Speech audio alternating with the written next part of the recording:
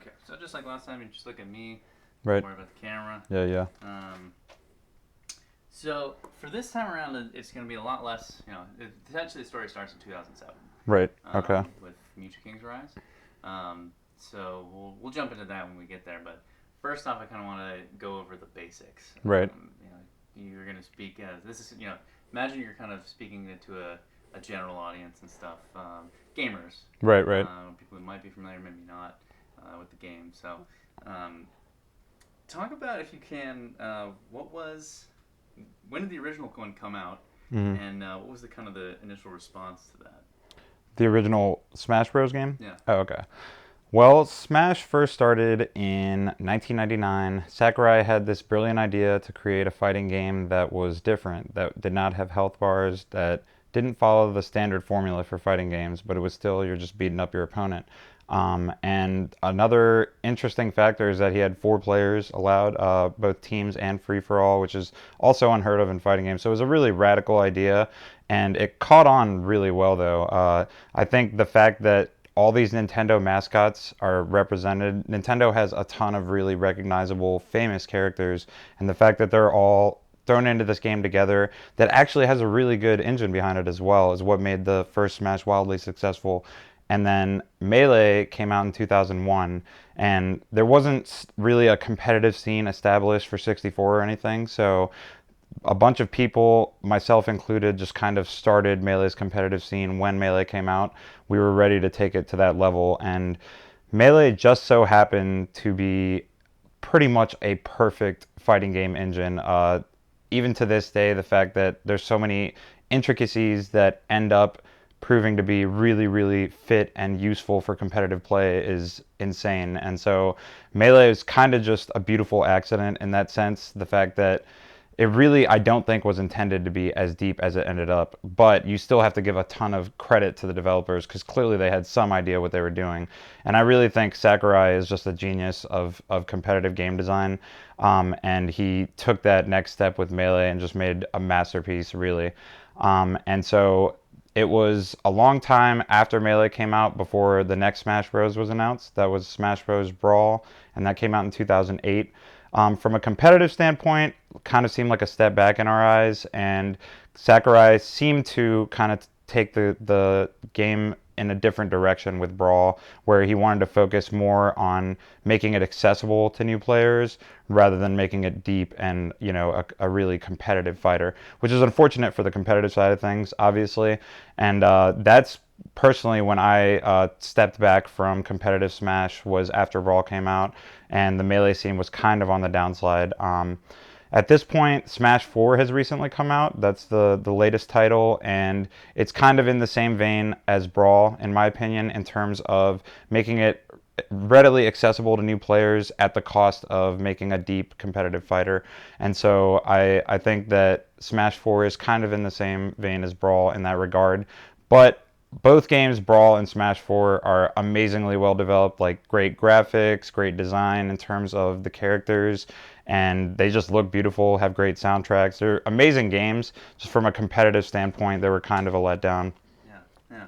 Talk a little bit about the uh, the characters themselves. I mean, people might not know, who are not totally unfamiliar with it. Talk about a little, maybe some of the maybe the top tier characters, like where they come from. Say. Right. Okay, so one of the most obvious examples is Fox. Fox is considered basically the king of Melee. Definitely the best character. I was going to say arguably, but I don't think many people argue it at this point. And he comes from Star Fox, originally a space shooter that came out on Super Nintendo, and it was way ahead of its time. Um, the beauty I think of all the Nintendo characters is not only are they just very recognizable, just very good characters for people to easily get into and remember, but they come from such amazing games that it leaves an imprint on you that you played this game. Oh, I remember him because that game was sweet. That's exactly how most of the Smash Bros. Characters are, and Fox is definitely one of them. I played the hell out of Star Fox 64. That game is super fun. And as a kid, it was a brutal because you kind of have to just go through the whole thing. If you die, you're dead. Like it was brutal as a kid, but it was so much fun, and I have great memories of that game. So it's cool that I ended up maining Fox now. But then we have also Falco, also comes from Star Fox, kind of a co-pilot, but kind of a badass version where he's a little more outspoken, kind of the rebel of the group, I guess. And then there's a couple Zelda characters.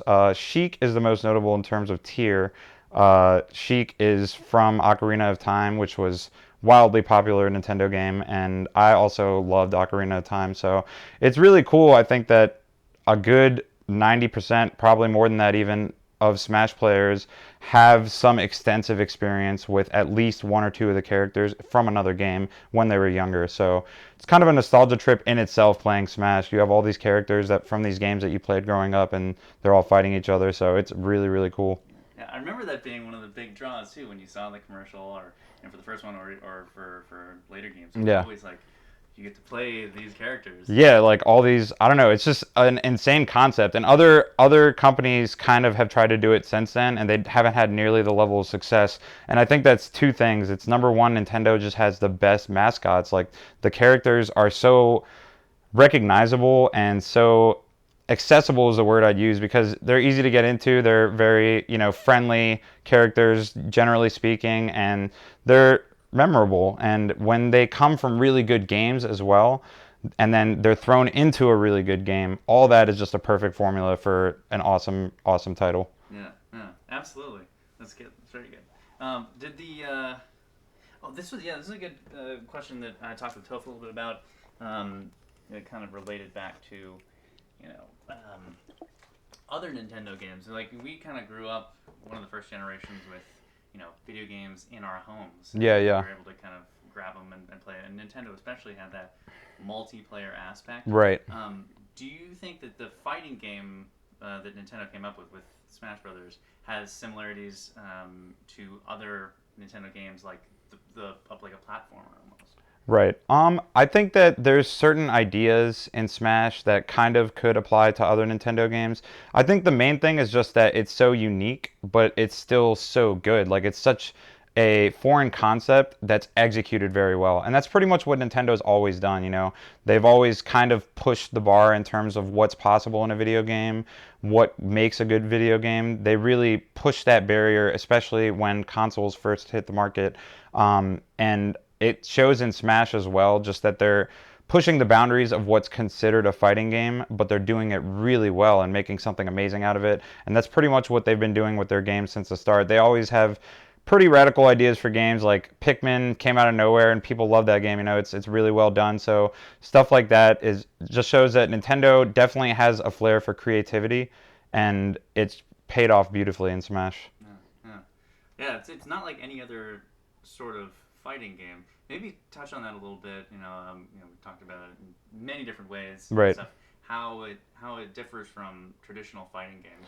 Yeah. Well, Maybe mention the stocks and the percentage. yeah, yeah. Well, basically, traditional fighting games will always have two health bars for one for each player, and once your health hits zero, you're dead. That's just a simple formula. That's pretty much all fighting games have worked that way until Smash came out. And Smash is just totally different. It takes that formula and just throws it out the window and starts from scratch, basically. You're still fighting your opponent on a stage, but the stages are all different, and they actually have edges to the stage itself. The way you kill your opponent is by getting them to the blast zone on the very edges of the stages. And you build up their percent by landing moves on them. The more percent they have, the further they get hit. And eventually they have enough percent to where they can get knocked all the way off and die. And that's when they lose a stock. And so we've been playing 4 stocks. When you die 4 times in a match, that's it, you lose. There's various numbers that you can play with, like in terms of the stock and the timer. But the general concept is always just get your opponent to 0 stock and you win the match.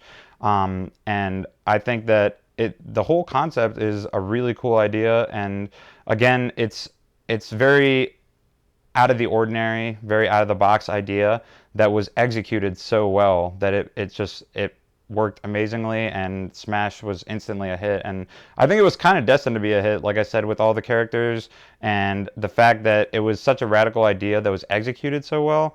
I feel like there was really no way for Smash to have failed. Sakurai really did a good job with just the concept of the fighting game itself. Yeah, yeah. Yeah. And what about if you could just describe the difference in appearance between going from 64 to Melee, what did it look It like? was a huge step. It was insane. I mean, it's obviously a next generation console, N64 to GameCube, so they had a lot more power to work with.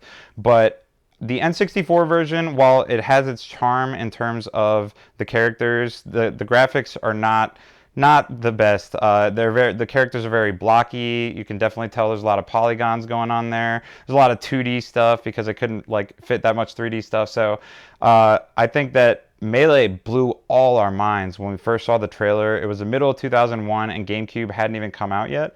And so we weren't really familiar with what it could do in terms of graphical power. We saw the trailer and we were all blown away. Like, oh my God, these characters look full bodied. They don't have polygons like on their shoulders and stuff. Like they're just really well designed, and the game is beautiful. I mean, even to this day, the game does not look bad at all, which you could definitely say about like Smash 64. It hasn't aged well in terms of the graphics. Melee still looks really, really good. They really did a good job with it, especially considering that the GameCube hadn't even come out when they were developing it. It tends to be that the later in a console's life cycle it gets, the graphics get better because they figure out how to utilize it better. But with Melee, it came out right when the GameCube launched, basically, but it's still beautiful. It's absolutely amazing. One of the things that I want to do in this is to make Melee look really good, because Yeah, yeah. the problem is a lot of the older videos and stuff have Mm. like are not recorded well and stuff, so it looks crummy. So I'm gonna re-record, like get the best fucking looking Yeah, yeah, Melee yeah. you could possibly imagine. So Nice. glad you mentioned that. Sweet. So the how did the game sort of start to change once you guys started figuring out advanced techniques? And perhaps you could kind of emphasize the fact that the game that you kind of created out of it came from like hidden techniques, Right, right. which were obviously they weren't obvious. Yeah, yeah. I think that the the signs of the game being a lot deeper than we realized were there from the beginning. A few mechanics are actually put in on purpose that, such as L canceling, pretty much came from 64. 64 had Z canceling, which was the same concept. Shielding, obviously, leading into rolls and stuff like that. Those are the very basics, advanced techniques that they put in there themselves. Things like wave dashing is something we kind of figured out on our own, not really necessarily an intended mechanic to be used the way we use it, but the directional air dodging, if you hit the ground at an angle, you can actually slide along the ground, and that's called a wave dash if you do it right as soon as you leave the ground. And we realized that that was possible very early on, probably within 6 months of the game being out. But I remember I have a Smashboards post from 2002, early 2002, that says wave dashing isn't that appealing. It seems kind of dumb. So I was kind of a naysayer. I was one of the people that was like, oh, there's these cool techniques. You can go faster, but you don't need to.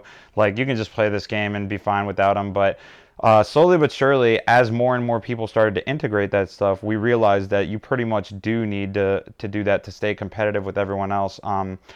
At least some of the techniques are just vital at this point, wave dashing being one of them. And especially in recent years, we've seen a lot of other techniques that didn't seem like they would ever be vital start to become part of the new meta. Like a shield dropping is when you're on a platform, you can actually tilt the stick at a specific angle to where you drop through the platform. If you tilt it slightly too high, you'll roll, and if you tilt it slightly too down, then you'll sidestep on the platform. And if you use that effectively, it can completely change the metagame. You can be shielding on a platform and instantly counterattack. You can be running on a platform and instantly drop through with the shield drop. Like, there's a ton of applications, and we've seen it become more and more prominent. And the fact that the game has now been out for almost 14 years, and we're seeing these techniques become more and more useful, is insane. It just, like I said, there's no way for the developers to have predicted that there would be this much depth with the mechanics that they implemented. Obviously, they put them in there. I just don't think that they fully appreciated how well it was going to work, and it ended up working out amazing, and that's why we still see the metagame evolve to this day. Yeah, yeah, yeah. One sec.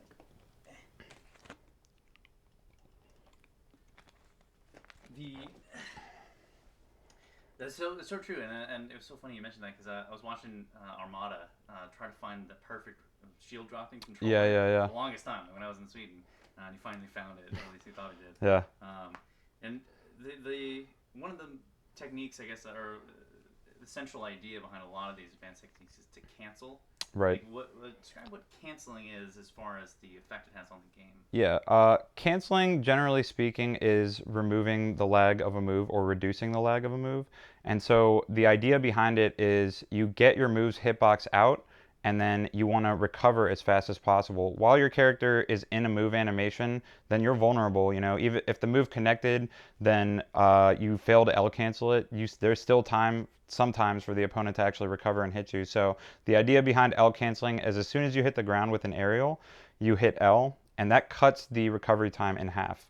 I think in 64 it was actually just fully cut, so it was instant aerials in 64, which makes it kind of hilarious. But in Melee, I think it's actually perfect that it cuts it in half. So laggy aerials will still cost you to an extent, but there's other ways you can cancel as well, like edge canceling is another thing that we're seeing more and more in the current meta, where if you hit the ground with an aerial right at the edge, you can actually just fully cancel the animation, use your momentum to hit the edge of the platform or stage with the aerial, and then the momentum will carry you off the edge of that, and you're instantly out of the lag. So you can actually fully cancel lag by edge canceling. So those types of techniques, they just keep making the game faster as we see them applied more and more. Yeah, yeah, that's excellent, excellent. If you could, stating it again, just in a general sense, the idea of just canceling in general. Yeah, yeah. And you're essentially just restating the same idea as it, just shorter. What is the idea of canceling? Canceling is removing the lag of a move or reducing the lag of a move in order to be able to move again faster. Excellent, perfect. Sweet.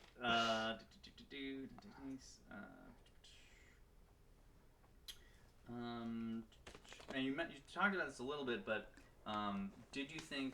Do you think the designers knew how the game would be played? You can talk about it very briefly because you already mentioned it. Right, right.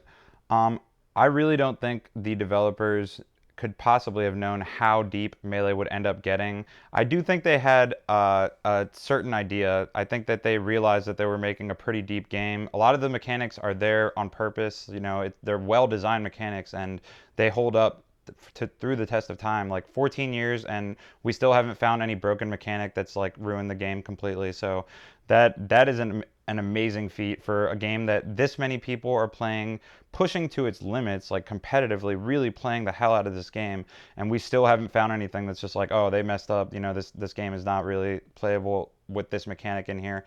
All the mechanics have proved to just be more and more like competitively sound as time goes on, which is insane. I really don't think that the developers could have predicted that. That being said, I actually want to sit down with a Melee developer and just talk to him and be like, look, man, there's no way you could have known this. And I feel like a few of the things would be like, oh yeah, no, we knew that. We did that on purpose. And so I definitely don't want to take away credit from them. They did an amazing job. I just think that it's almost impossible to have planned a game this perfect that's still evolving competitively 14 years later. Yeah, yeah, amen. Um, what the amazing thing to me about this game is that you can get people of differing skill levels, and the person that's a little bit better than this person can absolutely destroy the Yeah, person yeah. that's below them. How would you describe the level of difference between, say, a casual player, someone who might go to a tournament and do okay, and then the gods? Right. It's a very steep curve. I'd say that Melee actually has one of the biggest skill spectrums of any game because you can have the ultra casual player who only ever plays with items on free for all, and they might be terrible, but there might be, a competitive player who can four stock them, but the competitive player goes to a tournament, gets four stocked by like a local pretty good player. That local pretty good player plays, Siren and gets four stocked, and then Siren gets four stocked by Mango. Like it's insane that there's that much of a discrepancy between the top and the bottom. I seriously think it's just like a sharp upward curve in terms of the learning curve of Melee. you can get pretty good pretty quick, but then there's definitely a point where your tech skill has to be at least this good. You have to be playing better players in order to implement all the techniques better, and you really, really have to put in the time for Melee. I mean, the game has been played competitively for 14 years. Clearly, people know what they're doing at this point, and so I think that it's virtually impossible for a new player to get to the level of the gods within a year or two. Like they pretty much there's a minimum of a couple years you have to play now to even get to a decent level. And if you're really talented, you might be able to get up to, the elite level within a few years. But even then, that's kind of insane to think about that it takes that long at this point. The game is just highly developed, and the metagame keeps evolving. Like I said, all these specific advanced techniques that we didn't really use in the past are becoming more and more common. Fox and Falco's side B shorten is another great example. You would never see this many side B shortens back in the day. Like you would see it very occasionally, maybe once or twice a tournament, literally. Now you watch a Fox and Falco match, you'll see it 3 times a stock. Like it's insane, and people can time it perfectly to where they get the exact distance, get to the edge, sweet spot it, and stuff like that. That has just still been getting better and better at the past few years.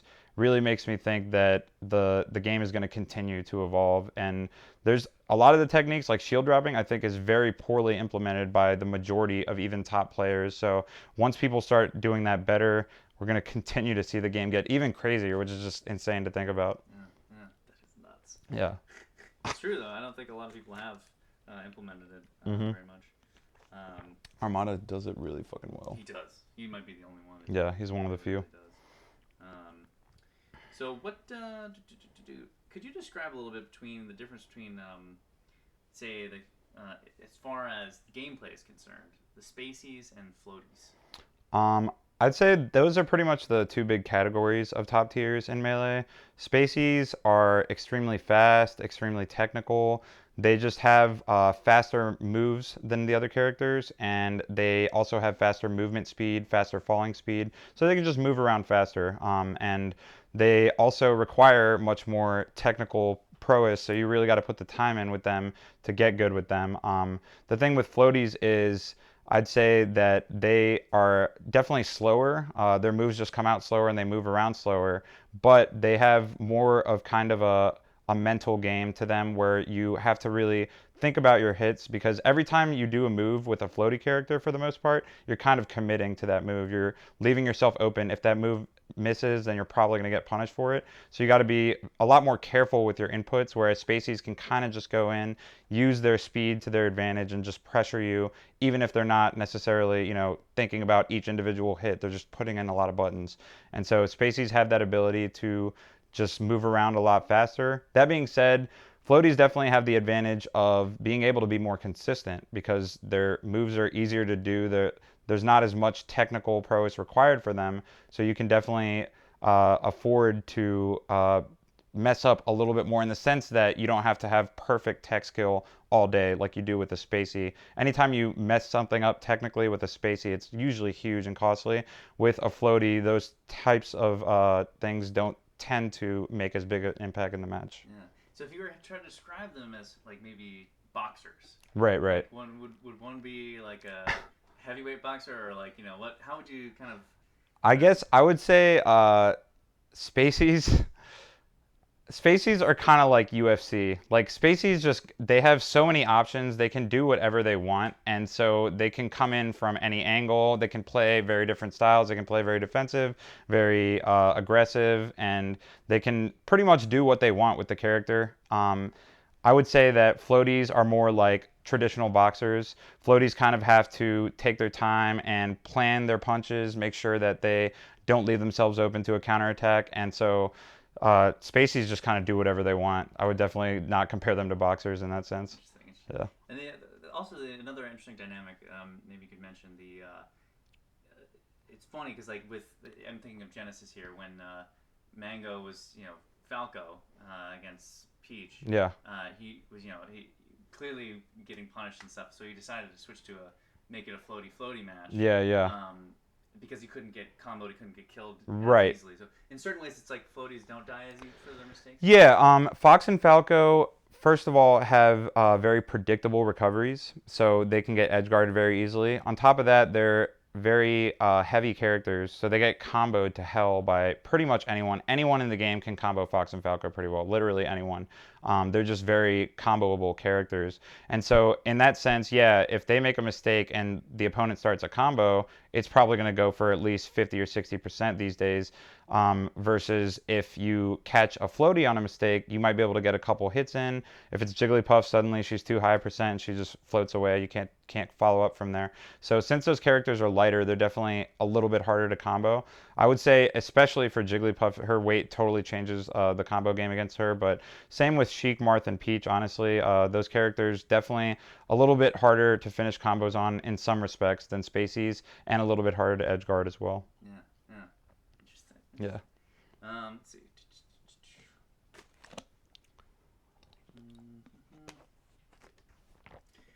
Oh yeah. What is 20XX?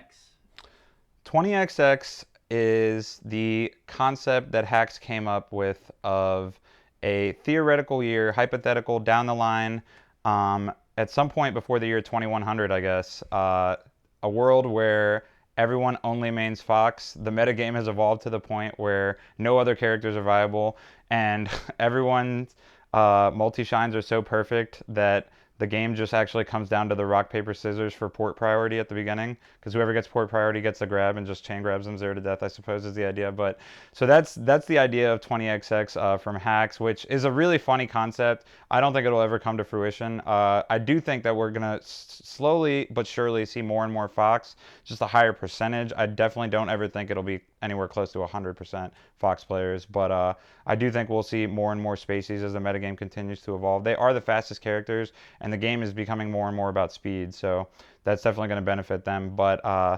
20XX is also the name for a mod of Melee, the 20XX Hack Pack, which is really cool because someone has modded Melee to add basically more features, including training features, stuff like infinite shield so you can practice your shield pressure, having the opponent instantly do a shine when they tech so that you can practice your follow-ups. Like, stuff like that is amazing for training purposes. We never had anything like that back in the day. We were just playing level ones to practice our movement. Like, that's the best we had back in the day. So 20XX has really revolutionized the ability of Melee players to practice on their own, and that's another reason why you're seeing people improve so fast. Like, the metagame continues to accelerate in terms of how fast people are getting better, which is insane. You know, you would think at some point it would slow down, but it seems to just be getting faster. It's ridiculous. It's crazy. Yeah. I want to get 20XX too. Oh yeah, it sounds amazing. It's really good. Yeah. It's really good. They have a couple like stage mods on there as well, and like they take Foresight and kind of make it into Smashville. Like they like pushed all the buildings together, and the one platform just moves. So yeah, and it's not like a perfect replica, and the blast zones are kind of weird. But they did the same thing with Green Greens. It's just like a big Pokemon Stadium with no transformations. It's so sick. That's awesome. Yeah. So you've actually seen the development of the metagame from day one. Yeah. How has the way the game is played changed over the years in your eyes? So that the biggest differences. I think it's pretty much the. I'm sorry, maybe mention the fact that you have seen it from day Oh, one. okay, yeah. So, I mean, I've pretty much seen the metagame evolve since day one. I've been playing competitively with my friends since day one, since release day, pretty much. So, I've seen the competitive metagame from day one. And I think the biggest difference in recent years versus the beginning is just the rate of improvement. Like, you would be able to go to a tournament, maybe take 3 months off, come back, and still win a tournament if you were, a good player. These days, you absolutely can't do that. You have to stay in practice. Everyone's practicing constantly. Everyone's hungry to get to that level of the gods, and everyone's putting in the time to get better. So if you don't do that yourself, if you slack off for a while, then it's going to catch up to you, and you're definitely going to slip up. And that's the biggest thing, I think, is that back in the day, Azin's a great example. Azin would just take a year off sometimes, come back and win a major. He literally did that with VLS. Was insane, especially because I was toward the end of pre-Brawl days. It was 2007, and so he took a break for the majority of 2007, and then came back in November of that year and just won VLS.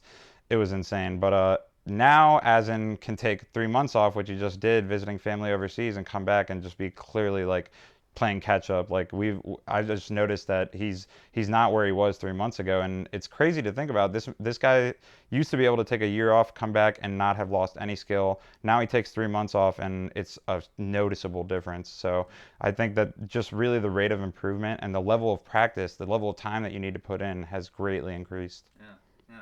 It's funny. The one of the craziest things I think in the differences of gameplay, at least when I looked at like old videos and stuff, Mm-hmm. was seeing Mewtwo King. You know, like you have like a lot of the meta up to that seemed like mostly about mind games and stuff. Yeah, yeah. Tech still obviously still involved, but Right. as soon as Mewtwo King started doing really well, it became a lot about optimization. Right. And I think that was kind of Mewtwo King's goal with the game. He wanted to figure the game out to the point where it was a system that he could break down, have a specific situation, or every situation have a specific response to it. And that's really how he played the game originally. And so it kind of makes sense that he became the best player in the world, and then the metagame kind of started to shift a little bit toward everyone was like, oh, I need this level of tech skill to be competitive, where we really didn't see that in the early days. There could be players that had no tech skill and still had enough mind games to perform pretty well at a tournament. And you really don't see that these days. There's definitely a certain level of tech skill you have to be at in order to compete in Melee these days. And I do think that a lot of that was influenced by Mewtwo King. He just kind of pushed the game in that direction with the way he was optimizing his punishes and stuff like that. For a while, I think the rest of us weren't entirely convinced. We were like, oh, he's trying to play the game like a robot. It's not going to work. This game is too fluid, too open. But there's definitely something to be taken away from the way that M2K plays the game. There's the optimization of punishes and the guaranteed situations that you can capitalize on. Those have become a huge part of today's metagame, and I definitely think that was in large part due to M2K. Yeah, yeah. So now we've gotten to the subject of the 5. Right. Talk a little bit about M2K. What's his deal? And what was his impact on the game with his meta? Yeah. Well, again, M2K. Well, I'm sorry. Before maybe we jump into that, the concept of the gods. Yeah. Why are they called gods? Okay. And who are they? Right. Okay. So the 5 gods: Mango, Armada, PPMD, Mewtwo King, and Hungrybox. And the reason these guys are titled this way is after Brawl came out and Melee kind of slumped a little bit, there was a period of pretty much 5 years up until and including now where these guys were by far the top tier of players. Any tournaments they attended, like 3 gods going to a tournament, the top 3 was already set. Like, it was like that. It was kind of akin to Ken, Isaiah, and Azen back in the day. Just a couple more players in the mix. Ken and Isaiah and Azen, in my opinion, were like the original gods, and now we had another age of gods. But the thing is with these guys, they haven't slipped up still. It's been 5 years running that these guys have pretty much been the top 5 players around, and it doesn't seem to be slowing down, which is insane. That means that they're all putting in some kind of work to maintain that status, because everyone's gunning for them. It's just established. These are the 5 best players at this game, and this game has blown up recently, gotten huge. Every single person out there is gunning for these 5. They want to beat the 5 gods. It's just really, really hard to do. I mean, the fact that there's these players that can go to any tournament in the world and be pretty much guaranteed to take the top number of spots is insane to think about. Those guys have really established themselves on another level, and I think what does that for them is consistency. There's a lot of other players who play like gods sometimes. They play on their level, but they can't keep it up. They can't stay there, and the gods always stay there. That's really what gives them that title, is their consistency. Interesting. Yeah. Really well put. The other interesting aspect of that, maybe another way to put it, would be that they would only lose to each other. I guess the god would only lose to another god. Yeah, I mean, pretty much any matchup that involved a god against a player who's not ranked as a god, the god would be overwhelmingly the favorite. Anytime a god lost a set to a non-god, it's a massive upset, and it rarely happens. I mean, it does not happen frequently. So the fact that they have that status where they're that much better than every other player, the only players they technically have to worry about is each other, because they're the only players on that tier, is insane. That being said, I think in the past year or so, I do think that the next level of players have started to get to that level more and more. We've seen gods lose sets way more in the past year than we ever did in the 4 years before that. So I definitely think that other players are stepping it up and trying to get to that level. But those gods are still up there, man. It's really impressive. Yeah, yeah, yeah. Okay, now we can talk about Michi King. Okay. He, I guess, in terms of the modern era gods, was the first. Like he was, the first of the new era. Yeah. And 1 second. Perfect.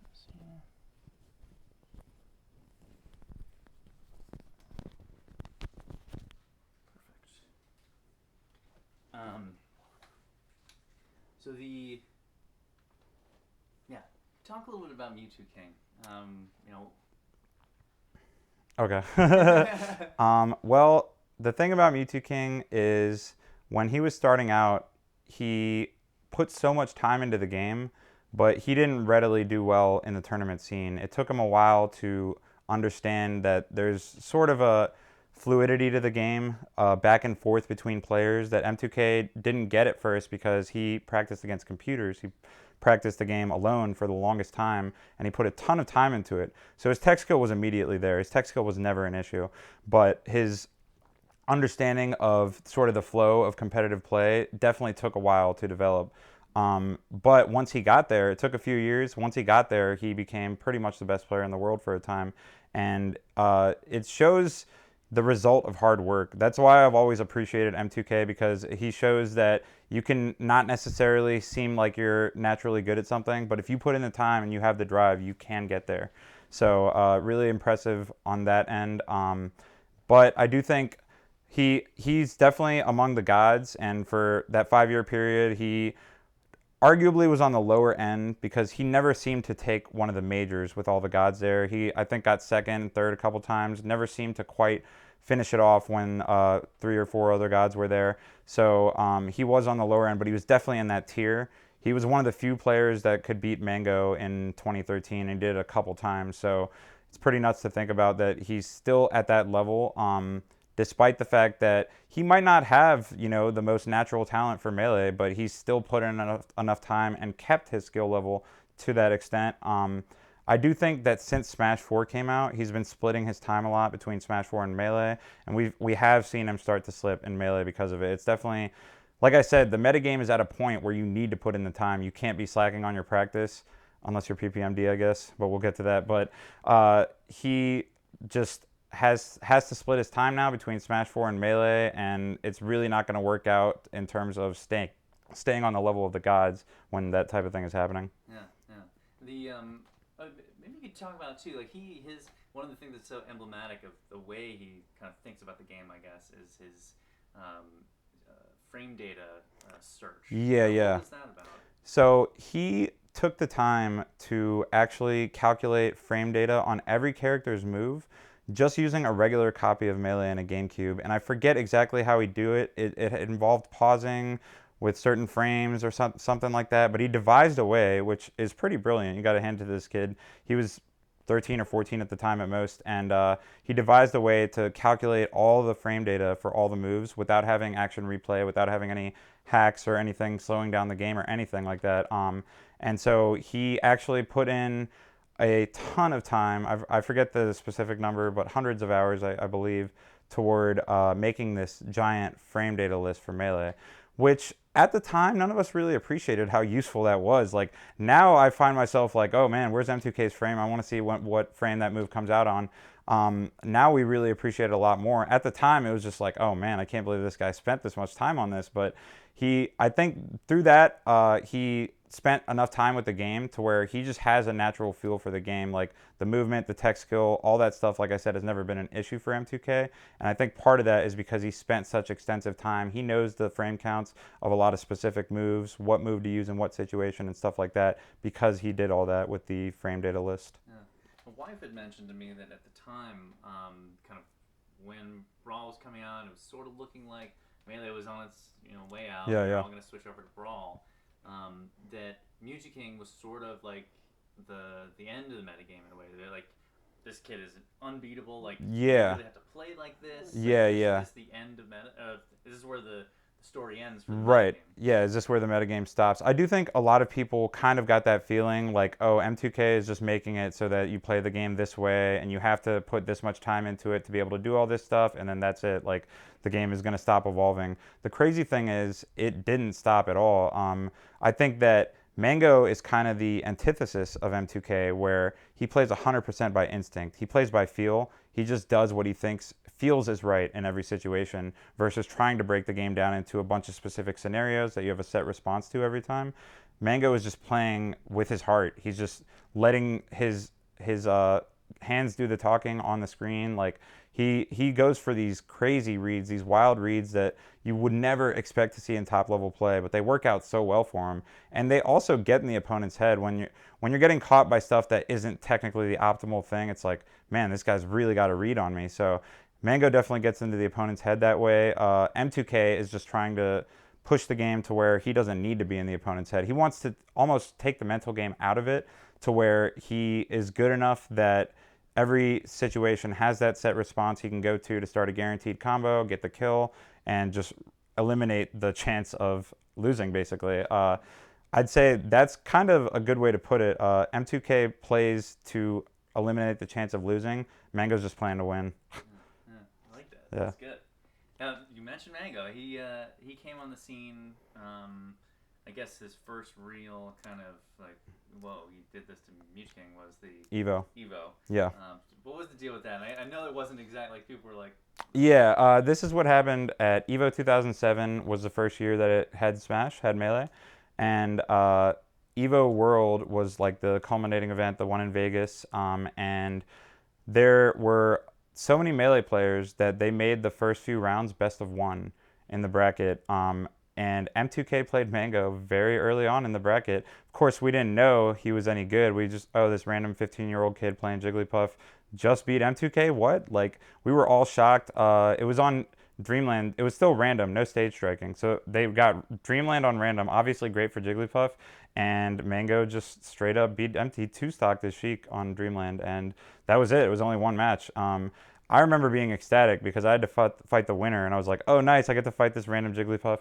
Mango 2-0'd me as well. I was like, "Oh, not quite working out as planned." But I still bring up to Mango. We hit M2K with the 1-2. I actually took out M2K in losers, which was huge for me at the time. He was like the number one player, but I had just bought a last minute ticket to go to Vegas, and if I didn't beat M2K, I was not making any money. I was like, "Oh no, I have to beat the best player in the world, or else I lose $500." Like, it was nuts. So I played amazing that set, and I actually 2-0'd him with Sheik.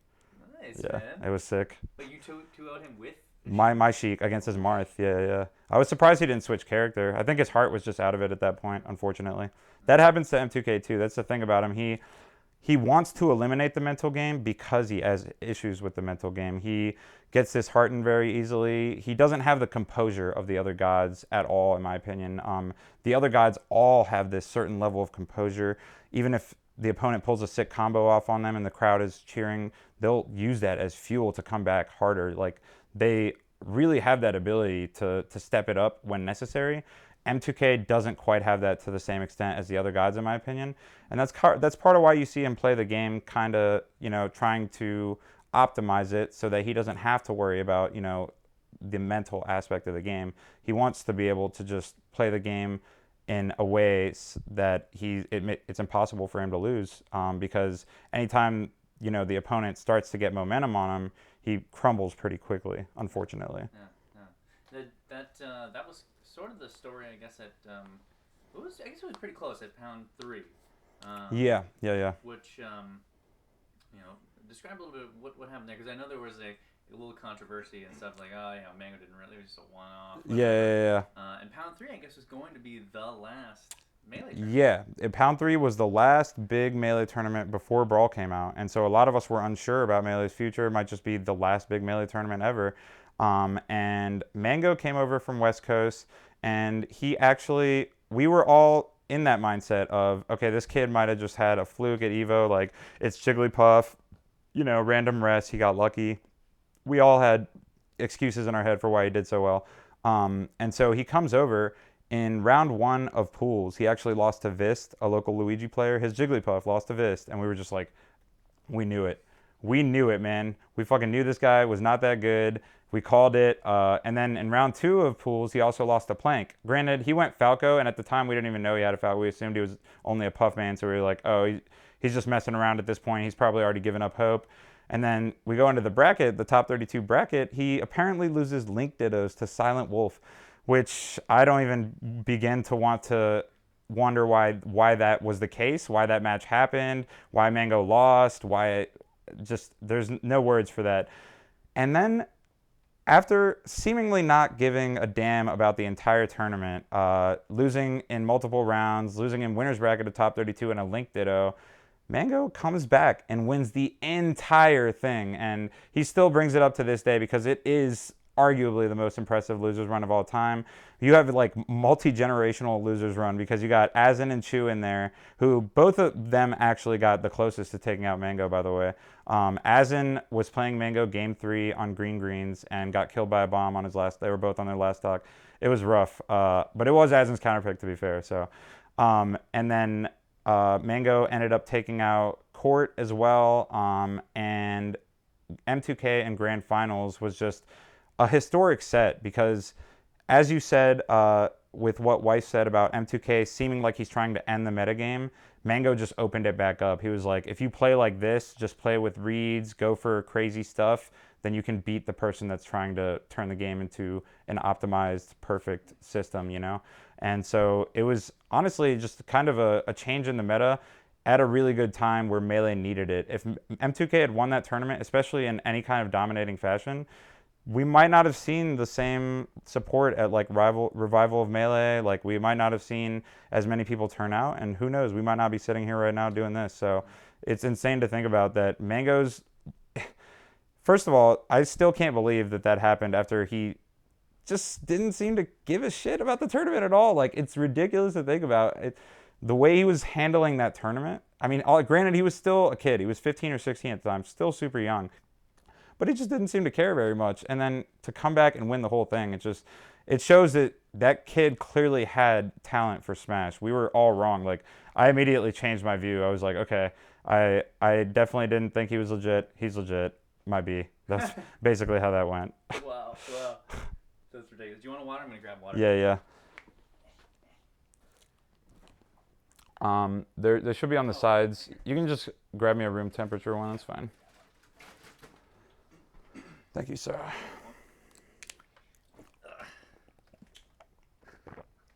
Link Ditto. That's still so ridiculous to think about. I get mad when I think about it.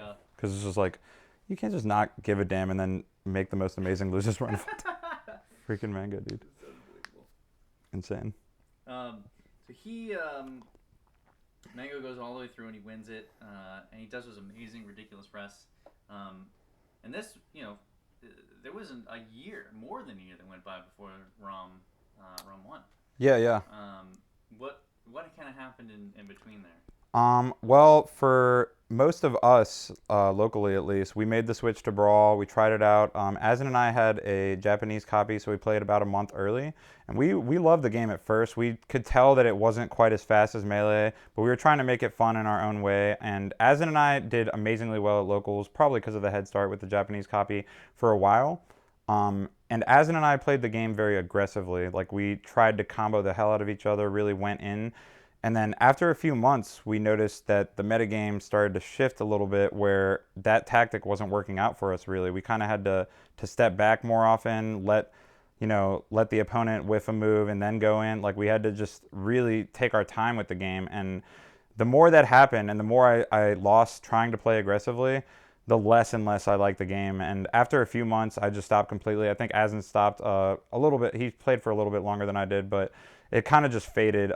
As far as the Melee players, at least, there was a scene of Brawl players that just started with Brawl or had started right before Brawl came out and converted to Brawl. And the Brawl scene wasn't bad in this area. It's just that we didn't like the game very much and ended up just letting it go after a while. And so the fact that Revival and Melee came up when it did was huge. And I mean, I know you emphasized it in the first doc, but it really was very important for the game. It was a point where Melee needed saving. It literally needed a revival, and it was the perfect timing for it because Brawl had already come out and Melee players had already put in the time to realize that we don't like this game compared to Melee. We would rather play Melee. But for me personally at the time, it was kind of like, well, I've spent so much time on Melee already. The metagame seemed like it was kind of rounding out with M2K. And I think I'll just get into like, I got into Street Fighter for a while. I kind of just stepped back from Smash as a whole. But for the players that hadn't played from the start, players that just got into it 2006, 2007, they are pretty much getting blue balled. Like they want to play so bad, and because they just learned how amazing this game is, and then Brawl comes out and kind of not ruins the Melee scene, but just puts Melee on the back burner. So Revival of Melee, I think, was really a chance for those players, that generation of players that started right before Brawl came out, to really get an idea of what a big tournament is like, what the hype can be like for Melee. And when they had that chance, everyone that went to that tournament for the most part is pretty much like, we can't let this game die. This is too amazing. Like, this game needs to live. Like, and it, like I said, came at the perfect time, and it really bridged the gap for a lot of those players that last generation before Brawl came out. It bridged the gap to allow them to keep playing, showing them that it's worth it. There's other players, the skill level's still high, the metagame's still evolving especially, which was crazy to see that despite the fact that Brawl put Melee on the back burner and most people weren't as focused on Melee, there was that dedicated group that was still focused on Melee, and the skill level of Revival Melee was definitely notably higher than Pound 3, and that's where you kind of first saw the acceleration of the metagame as well. I think that the people that still played Melee were like, well, we're dedicated, we're doing it, let's just go all out with it. You know, they were really just playing purely for the love of the game, with the idea that, oh, we don't know if this game is going to survive or not. But because of people like that, the game did survive and ended up flourishing. Yeah, yeah.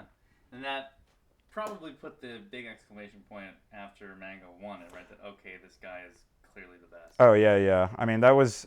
I remember shortly after Pound 3, actually. So maybe I wasn't totally sold on Mango, because shortly after Pound 3, I was in full Brawl mode at that point. I didn't really care about Melee too much anymore, but I remember M2K messaging me about playing Mango.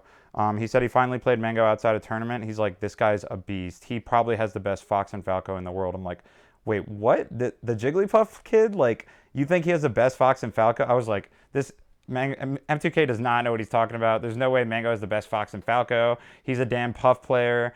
But he was right. He was definitely right. Mango was insanely talented, and that was really, I think, like you said, the exclamation point. The fact that he switched characters, still won, just showed that this kid's not just a one-hit wonder. He's not just doing it because of the character. This guy is really, really good at Melee. Yeah, yeah. What is it? How would you? I mean, maybe talk about compare and contrast the personalities. We didn't really talk too much about the personality of Mewtwo King. Yeah, yeah. So maybe kind of classify him, and then we can go on to talk to Mango. Yeah. Well, M2K's always been a very quiet, reserved person, and I think that the Smash community has really helped open him up and kind of bring out his personality more.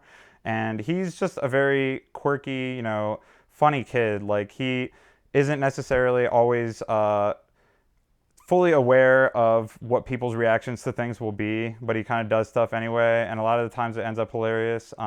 He's just that kind of person. He's got a charm to him, though, that kind of like, oh man, this kid doesn't know what he's doing type of charm. No offense to M2K. He's clearly, like I said, he's come a long way in terms of his personality, and I think that's in large part due to the Smash community letting him have that outlet where he can go meet people and sort of be himself without having to worry about, what people think or anything like that. And so Mango just doesn't care what people think anyway.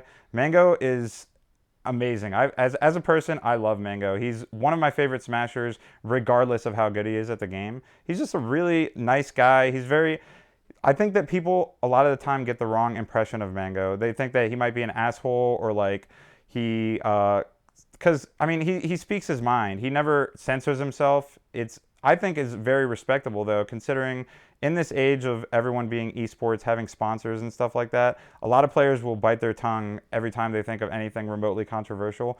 Mango says it, dude. Mango does not care, and I love that about him, that he knows that he's good enough. He's in that spot where he's arguably the best player. He knows he can call people out if he wants to, and he can speak his mind when he needs to and get away with it. Like it's not really like getting away with it either. I think that he's a very real person. Mango's an extremely real person. And so that's why some people might have the wrong idea if he says, something very blunt and puts it in kind of not the nicest way all the time. But he always means well, and I genuinely think he's a really great guy. He's a nice and kind person, and it's probably really overwhelming for him, honestly. Like all the fame he's gotten recently, and with being not only arguably the best player, but also kind of a cool person that like people can like relate to. Like his stream monsters love him. Like he's got some of the most loyal subs in the world just because they like his personality. It's more about his personality than it is about the game in terms of Mango's stream, and like that's why I like him so much as a person as well. Granted, I love his melee playstyle as well. Like if Mango was a total jerk, I would still love his melee playstyle because it's amazing. Like he just makes things happen and it's beautiful to watch. But as a person, he's honestly just a very like relaxed, like nice guy. I think, like I said, comes off the wrong way to a lot of people, but they should really understand that he never means like anything bad by it. He's just Mango being Mango. Like it's just kind of a personality that you kind of get used to, and he's doing it all out of love. Like it's all love with Mango, basically. Yeah. Yeah. It's so true. I love that guy, dude. He's great. It's so much fun. Such a fun guy to hang out with. Australia was amazing, dude. That's so good. What my B thing? You guys have like a mini tourney or something? Oh yeah, it was like a warm-up tournament. They called it My B. Every time I talked about it, I just posted like the BAM 7 warm-up tournament because I don't want to just be like, "Yep, I'm at My B." Oh, that's too funny. Yeah. Let's see. Hold on. Oh yeah, maybe talk a little bit about, because he, out of all the five gods, he clearly has the most popular stream. Yeah. What is it about him that, and maybe you touched on it a little bit, like his honesty and stuff, but he seems very comfortable with who he is, very confident in who he is. Yeah. Is that what draws people to him? Even at tournaments, he always has like groups of people around him. Yeah. Mango's very much a people person. He's just a likable guy. He's a likable personality, and especially if you talk to him directly, and that's kind of what I think part of why his stream is so popular is because people get that chance to directly interact with Mango, and they realize, oh wow, this guy's actually super cool. Like he's just a really nice guy. He's also hilarious. He's really funny. He knows how to make a good joke. Like he knows how to make people laugh. He's an entertaining individual in general. But like I said, when people have that interaction with him on stream, even if it's just like a quick like, hey, thank you, whoever, like they kind of get the vibe, oh, this guy's actually really chill, and like he actually appreciates it, like he just seems like a very genuine person.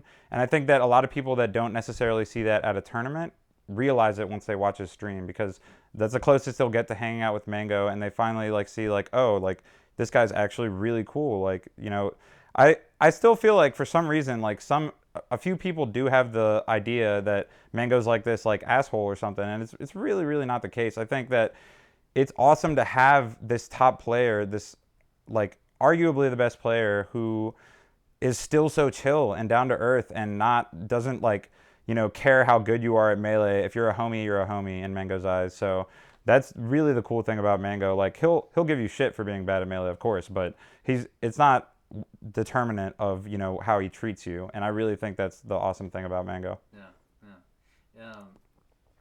Interesting. Yeah. I love that guy. Yeah, he's awesome. Yeah. The period of dominance after, say, Rom. Yeah. Where I guess it was after Rom. What was the next big one? Was it Rom 2? It may have been Rom 2. Probably. I'm a little fuzzy on that because I wasn't playing. Yeah, I think it was Rom 2. And then Pound 4. Oh, okay. Yeah. Pound 4 is when I started to get back into it a little bit. Yeah. Did you go to Pound 4? I went, but I was playing Street Fighter the whole time. I brought a Street Fighter setup and started money matching people. I made a ton of money. I made a killing, dude. It was great. That's awesome. Yeah. Because I was actually practicing Street Fighter for that was my Street Fighter phase, like 6 months, like end of 2009, and then beginning of 2010 was when Pound happened. So I just went also to see people because it was the biggest tournament ever at the time. So. Yeah. What what did I guess at Pound Four the you know that was the biggest tournament at the time. Mango won it handily. Like he did not. Yeah, He just yeah, crushed everyone. he destroyed that tournament. It Yeah. was insane. PP was mentioning to me, this might be an interesting thing, in friendlies. Uh-huh. Mango was playing Fox against PP Falco, and just destroying him every time, three stocking him.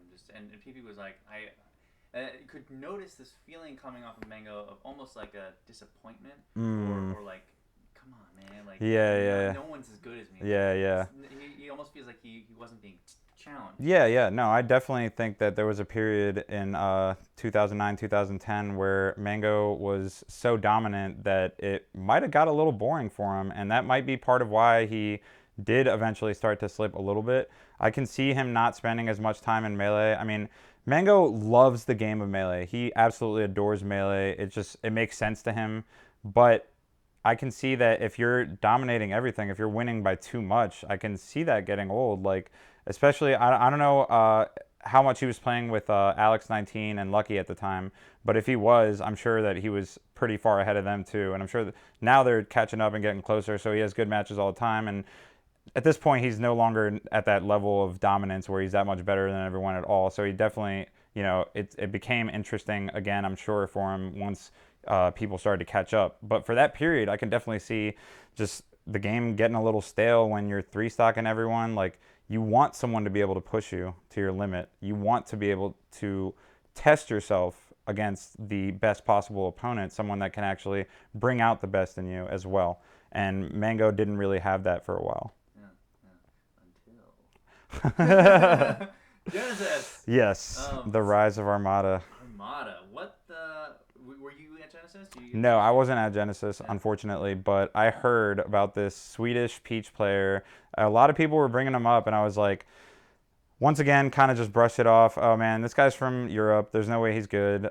Europe historically just wasn't on the same level as the U.S., and so I figured that at best this Peach guy might get top 8, and that would be pretty impressive.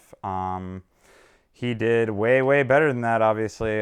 It was actually insane to see someone play Peach so far beyond the level that you've ever seen a Peach play at before. It was almost like comparing to like Chu's Ice Climbers run at TG6, where no one had seen an Ice Climber play anywhere close to that level, and suddenly there's this Ice Climber tearing it up. And that's basically what Armada did with Peach, which is even crazier because Peach wasn't considered a low tier. People knew Peach was a high tier character, but Armada just really showed Peach is capable of way more than what we thought she was.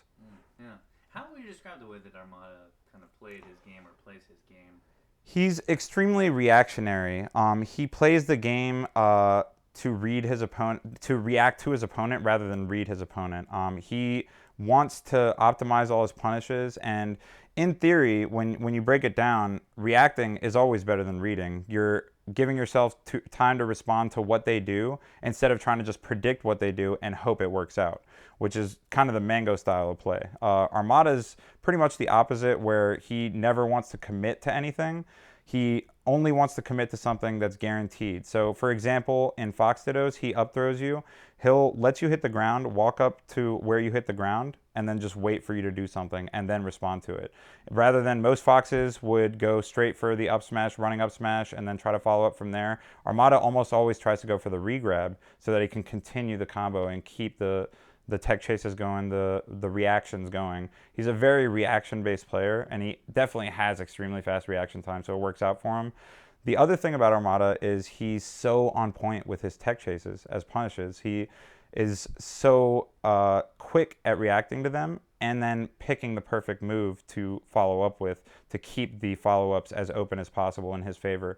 And I think that's part of why you saw this Peach that was so different than anything we'd seen before. It was the fact that he followed up on all the stray hits he landed so well compared to most other Peach players that maybe got a follow-up once out of every like 5 dash attacks. They would follow it up successfully. Armada was like 5 out of 5 every time. It was insane to watch. Did you get a chance to meet Armada in the early days? No, I didn't. I actually didn't meet him until Apex 2010. Yeah. So yeah, I didn't. I mean, like I said, I wasn't super into Melee at the time. So I didn't go to as many tournaments, and I didn't meet or see, unfortunately, a lot of the really high level play at the time. But I was still, I mean, you can't take Melee out of your system completely. Like, I was still watching streams and keeping up with the scene, and I saw that Armada was changing the face of the game as we knew it. It was insane. Yeah. After that ridiculously clutch performance, Mango beat him, and was the champ again. The rest on the roll. Around the world. And I guess not too long after that was Apex 2010. Yeah. Where once again Armada was in winners bracket. Yeah, yeah. Was in winners finals, and then HBox comes along, and with a Jigglypuff, wins 2 sets. And takes Apex. And that was crazy as well because HBox was kind of the opposite style of Jigglypuff as Mango. He was a lot more defensive, played the spacing game a lot more, whereas Mango just kind of went in and relied on his reads with Jigglypuff as well, which is kind of insane. But Hungrybox had an extremely effective style, and I think that he was the first person to really push Jiggs' metagame to the limit in terms of spacing with bears and playing the character pretty much how the character should be played. And it was really impressive when he took Apex 2010 for sure. I think that a lot of people hadn't put him on that tier, despite the fact that he was usually doing just as well as the other guys, minus Mango before that. He, for example, got second at Pound 4. So he definitely was on that level, but a lot of people weren't necessarily giving him the credit. When he won Apex, he definitely started getting the credit and establishing himself in that tier as well. Yeah, that's really true. Like before that, I guess he hadn't won any majors or anything. Yeah, that was his first major win for sure. Yeah. Describe a little bit about Hungrybox, the way he plays the game. Maybe talk a little bit about the kind of shit that he got. Yeah. Right. I think that especially in those days, 2009, 2010, people weren't really used to seeing such a defensive Jigglypuff that spaced bear so well and really used the spacing game to his advantage. And it was frustrating for a lot of players. Like one of the draws of Melee is its speed, its fast pace, and HBox seemed to be kind of slowing that pace down with his playstyle. And so it's kind of understandable that people were frustrated by it for a long time. I actually think, though, in the past couple of years, HBox has become extremely aggressive. He's almost done a complete 180, and his Jigglypuff almost looks like the old school Mango at this point in terms of he's going for the reads, and rather than just spacing with back airs the whole time, he's going in when he needs to. And I think what that is Jigglypuff's just not as good as we gave her credit for. Everyone's starting to figure out how to beat her. And so if HBox just tries to keep playing that defensive campy bear game, people are figuring out how to beat it. They know that they can beat it and that Fox beats a camping Jigglypuff any day of the week. HBox has adjusted, though. It's really impressive that he kind of felt himself slipping off that top tier, and I feel like he just totally revamped his style to where now he goes for those risky reads, and he's an extremely clutch player. That's one huge thing about HBox. I talked about the consistency of all the gods. He has a consistency, and part of it is due to how clutch he is. He never wants to let his last stock go, ever, and he's going to do everything he can to keep it. And he really is able to turn it up on that last stock so well. And just he definitely has a great innate understanding of the game. I think all the gods do, obviously, but with HBox, it's like he gets in that zone where he knows what the opponent is going to do, and he's just not letting himself get hit by that specific thing. And like I said, it's extremely impressive that despite Jigglypuff slipping, in my opinion, in the metagame, HBox has actually been improving and has, like I said, has a lot to do with the style change that he underwent. And it's definitely more crowd pleasing as well, so that's a nice bonus for him. Yeah. It is funny his performance at Evo 2014, I guess. Yeah 2014. It was really impressive. Really good. I mean, he did well at 2013 too. He got third. Not many people necessarily were picking him to get top 3 because, again, he's one of the gods that kind of flies under the radar to an extent compared to the other gods. People sleep on HBox a lot, and you really can't, because Evo last year was a great example. Not very many people thought he was going to get that far. He played PP in winners and had an amazing clutch rest to end that set. He's just, like I said, an extremely clutch player, and when he wants it, he takes it. He's got some of the most heart in terms of his just desire to win. He wants to win so badly that he's going to do whatever he can to make it happen. And if he wants it bad enough, he can end up almost winning Evo. Like that was insane. A really, really good run from HBox last year. Yeah, yeah. And how about the way that maybe compare a little bit about how and talk briefly about Mango's style versus HBox's style. How I mean how they've kind of butted heads, I guess, in the past. Yeah, I think it was just kind of a personality difference. They're two very different people, and their personalities really just don't line up very well. So I think that they're very cordial now. Like they don't have bad blood for each other anymore or whatever. But I still don't think they're best friends by any means. I definitely think that it's just kind of a clash of personalities, and I don't blame either of them for it. I don't think either of them makes a big deal out of it or anything anymore. Like it used to be kind of an HBox Mango rivalry thing. Like, and it was a. I mean, I guess it was kind of a cool story for the fans. Like, oh, they hate each other in real life too. Like, but at this point, they're fine with each other, and that has kind of fizzled, which I'm glad about because I do think it was kind of overblown. They're so-called like disliking each other. Yeah, yeah. And for Hungrybox, actually, one of his biggest rivals regionally was PPMD, Mm-hmm.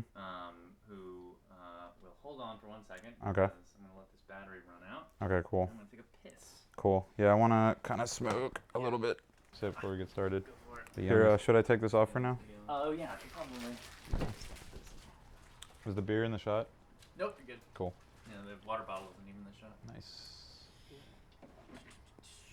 Okay, so we were just about to start talking about PPMD. PPMD. So he was a big regional rival with HBox.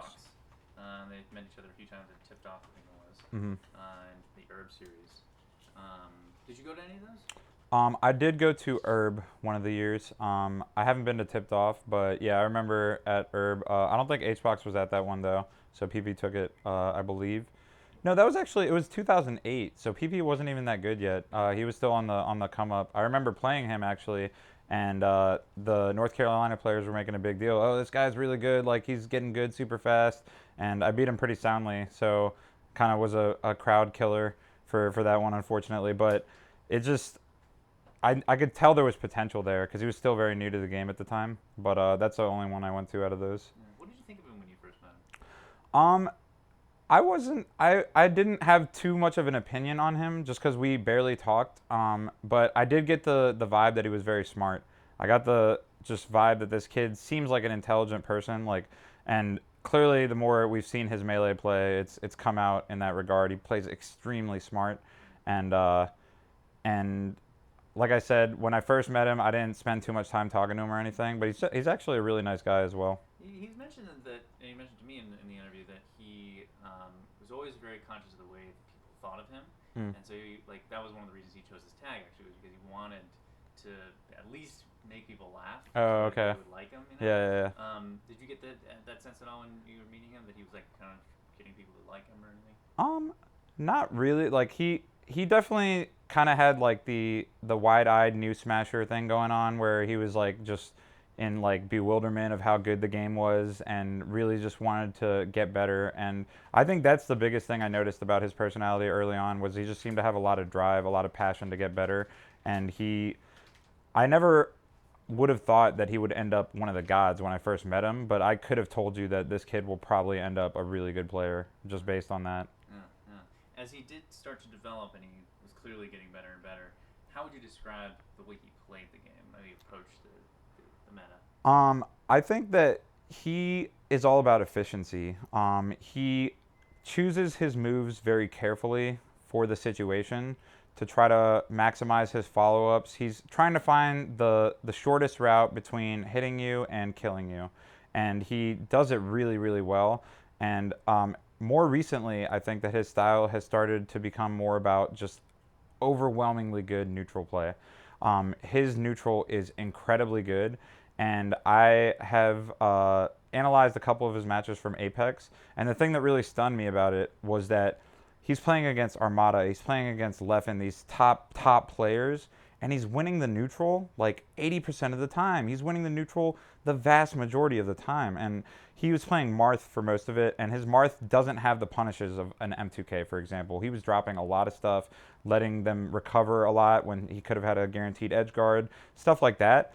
But he won the neutral so much that it didn't matter. He was able to take every opportunity that he got and get at least something out of it. And then he got so many of those opportunities by winning the neutral that he just ended up winning the match despite not punishing nearly as hard as his opponent was punishing him. And it was really incredible to watch because at that level, you expect to see some back and forth neutral play. You don't expect to see one side dominating the neutral to that extent.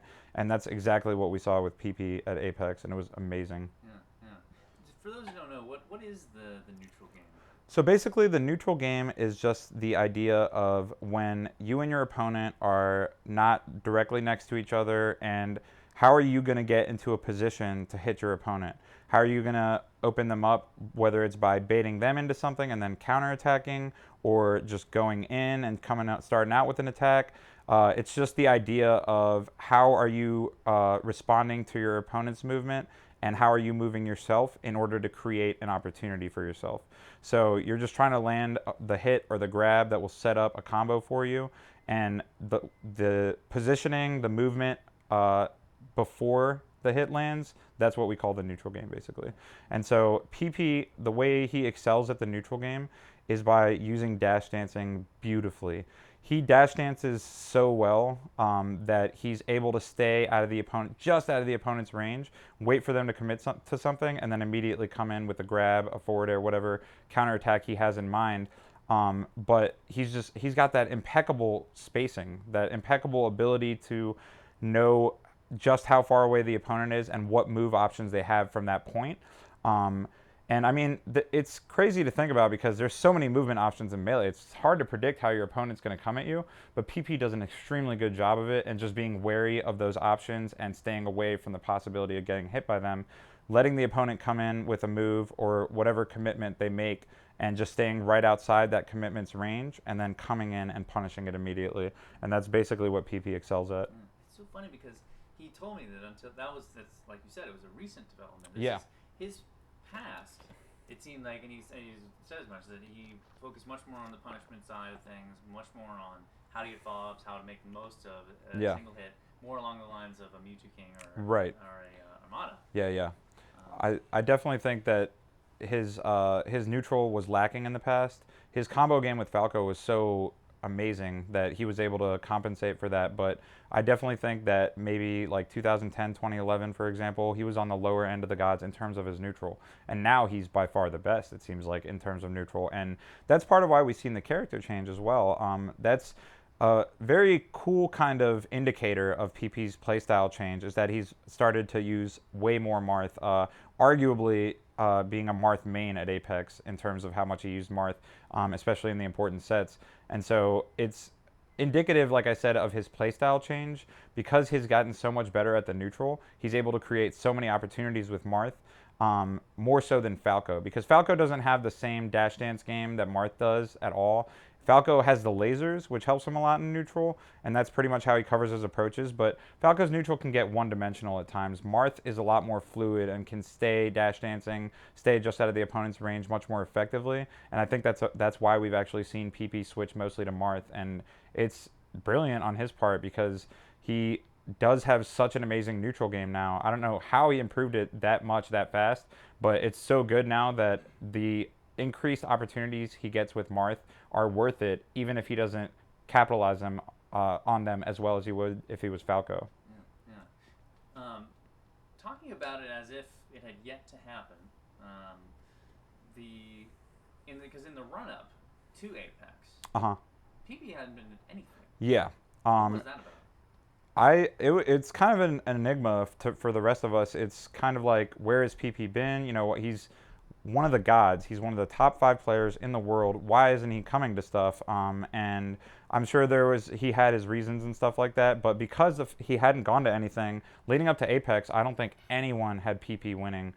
It was just hard to believe that this guy who hadn't been to a tournament seemingly in 6 months almost, And in today's meta, like I mentioned earlier, you have to practice. You have to keep up. It seems like in today's meta, it doesn't seem like it's possible to pull an Asin and take a extended break and come back and win. But that's exactly what PP did at Apex. He literally pulled an Asin where he came back from this hiatus. No one had him winning, and he ends up taking the whole thing.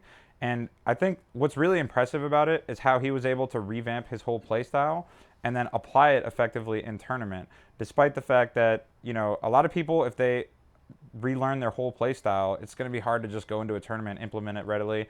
Hacks being an example of that. When he switched to Fox, it greatly changed the way he played the game, and it took him a while to get back to where he was with Falcon as Fox. With PP, he's just able to take new character, mostly new character, entirely new play style, and apply it to the biggest tournament in the world immediately. It was extremely impressive. Yeah. It's funny because the thing that PP mentioned to me is that he had studied a lot of stuff with Cactuar. Right. Cactuar was apparently his mentor when it came to the neutral game. And Yeah. Read Dao Ji Kundo. Yes. Dao Ji Kundo. I've actually read it recently as well. Yeah. Corey, do you have that, by the way? I will kill it. Okay. So the Dao of Jeet Kune Do, Cactuar recommended to me as well several years ago, and I didn't really think to actually get it. I just thought that it was something that kind of maybe loosely applied to Melee, and I didn't really see the point of reading this entire book about Jeet Kune Do. But the thing about the book, now that I've read it, is that it actually applies really well to Melee. It's kind of weird. Obviously, there's a lot of mental aspect to it. It teaches you about the mental game as well. But I think the part that Cactuar and PP actually took most away is the actual fighting part, which is insane to think about. It's talking about Jeet Kune Do, but it talks so much about baiting your opponent into an attack, feinting with something to make them think you're coming in and making them vulnerable. Like, stuff like that is heavily outlined in the book, and you actually can kind of, if you play Melee at a high level, you can really see like, whoa, this actually does apply to Melee, and I could actually use that in terms of my dash dancing, my spacing, and how I get them to put out a move. And so it's really impressive, though, that they took it to that extent and sort of shaped their whole playstyle based around it, especially PP, in my opinion. And it's funny, reading Dao of Jeet Kune Do and then thinking back to PP's Apex Marth, I was like, whoa, this kind of reminds me of the way he was playing. It's really impressive that he was able to take this concept that doesn't intuitively apply to Melee necessarily, but actually kind of does if you read into it and really think about it, and he was able to do it successfully and mold his whole neutral game around it, which is insane. Yeah. So shout outs to Bruce Lee for helping PPMD win Apex. Yeah, Bruce Lee. So maybe you could talk a little bit about how did you make a name for yourself in the Smash community? I would say that since I got into it as the competitive scene was kind of just growing off the ground, like starting from scratch kind of thing, I wasn't really sure where I stood in the community. It took a while before the community started to grow enough to where people started considering traveling for Smash.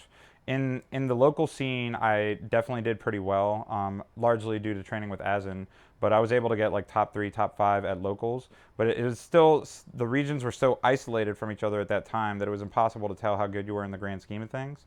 And 2003, 2004, we started to see the scene start to grow a little bit more money involved, a little bit more incentive for players to actually travel if they thought they were good. And the way that I wanted to make it happen, my parents were actually very strict about it. They took me to local tournaments sometimes, but they wouldn't even entertain the thought of me traveling out of state for a tournament. So I was like, darn, I don't know how I'm going to get to play any of these top players from outside this region if I can't even have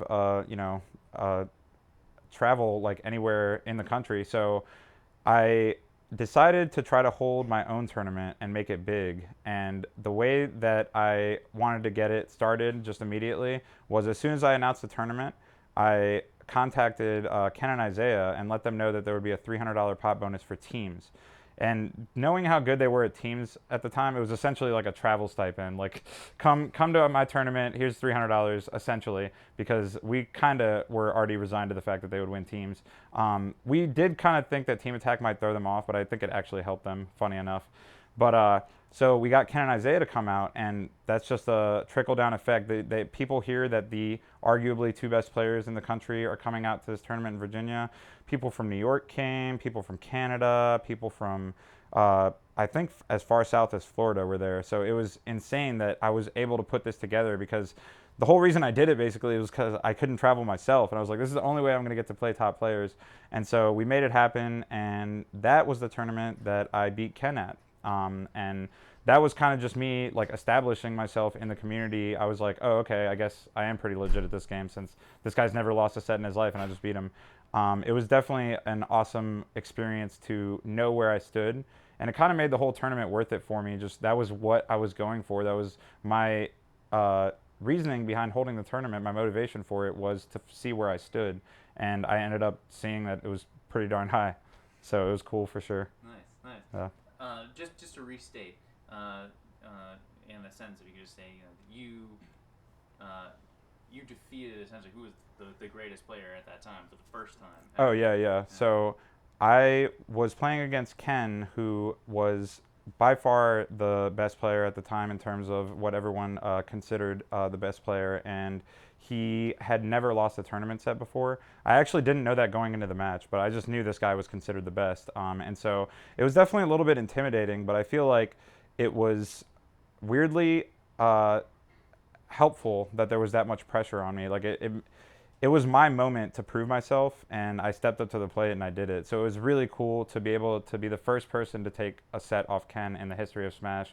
Was definitely a sick feeling back in the day, and I think that there's few wins to this day that I've had that were as significant as that one.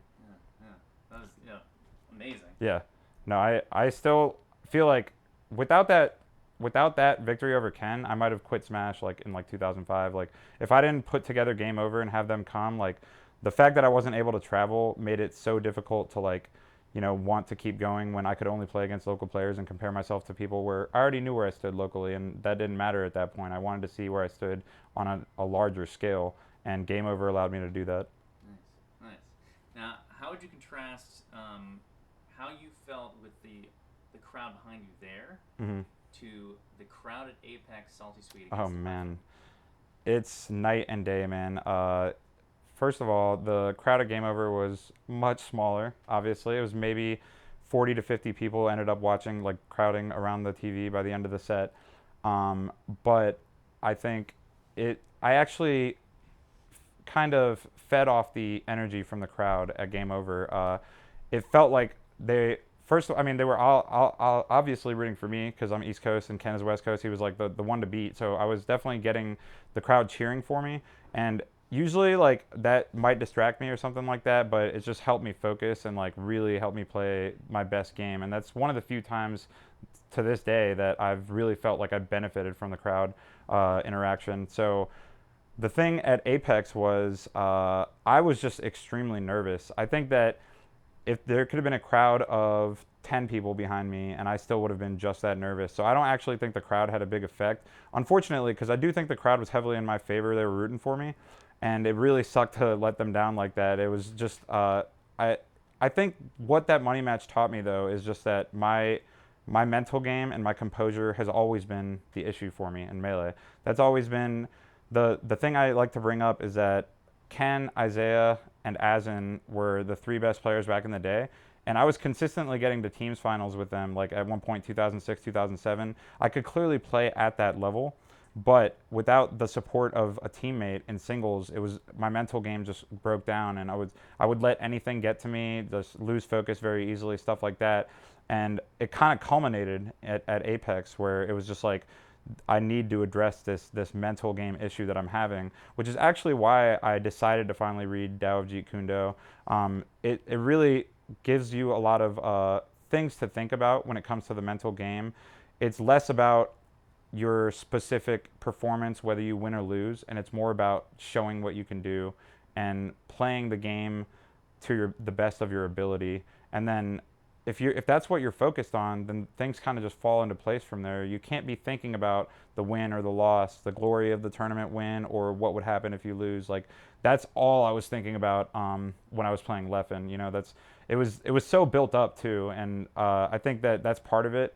Just the build up was for 3 months. There was a ton of Twitter trash talk and all this stuff, and I was not mentally prepared for a situation like that, especially given that I haven't been to, on like a massive stage like that in a long time. Like there's a couple of teams tournaments where I've gotten pretty high up there, and there's been a couple singles tournaments where I've done decently well and been on stream, but it's never been like that much of that big a crowd, that much pressure. Never had the match seem to mean that much as it did at that moment, and that's all I was thinking about. I wasn't thinking about the match itself, and I really feel like things could have gone different if I just had more composure. And I had two people, Asin and Neo, who probably know my style better than anyone else, tell me that it was the worst they'd ever seen me play. And I was like, well, that's kind of how I felt, so I'm glad to have some confirmation on it. But I definitely think that it could have gone way differently, especially if I had won game two where I almost had the win, just narrowly missed the up smash. And I just kind of was mentally defeated at that point. I didn't have the composure to bounce back from that at all. And the next three games just kind of went quickly because I had already lost a set in my mind when that moment happened. And that's a terrible mindset to have, but that's where I was. And so I really feel like it just showed me that, okay, you can keep getting better at the game. It's not going to matter if you can't perform when it counts. And so I focused a lot more in the past few months on just raising my mental game, as well as practicing, but I've focused almost more on my mental game because it's really about how you perform in tournament. That's what determines who the good players are. And there is that added pressure. I mean, you can be the king of friendlies, but it's not going to matter when it comes down to it if you can't pull that off in tournament. And so that's what I've been trying to focus on, is getting my tournament play ability to the same level as my casual play ability, which is way easier said than done. Yeah, yeah. Absolutely, absolutely. Can I take a sip? Yeah, go for it. Sick.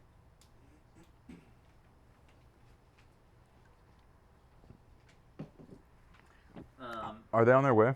Sorry. No Okay.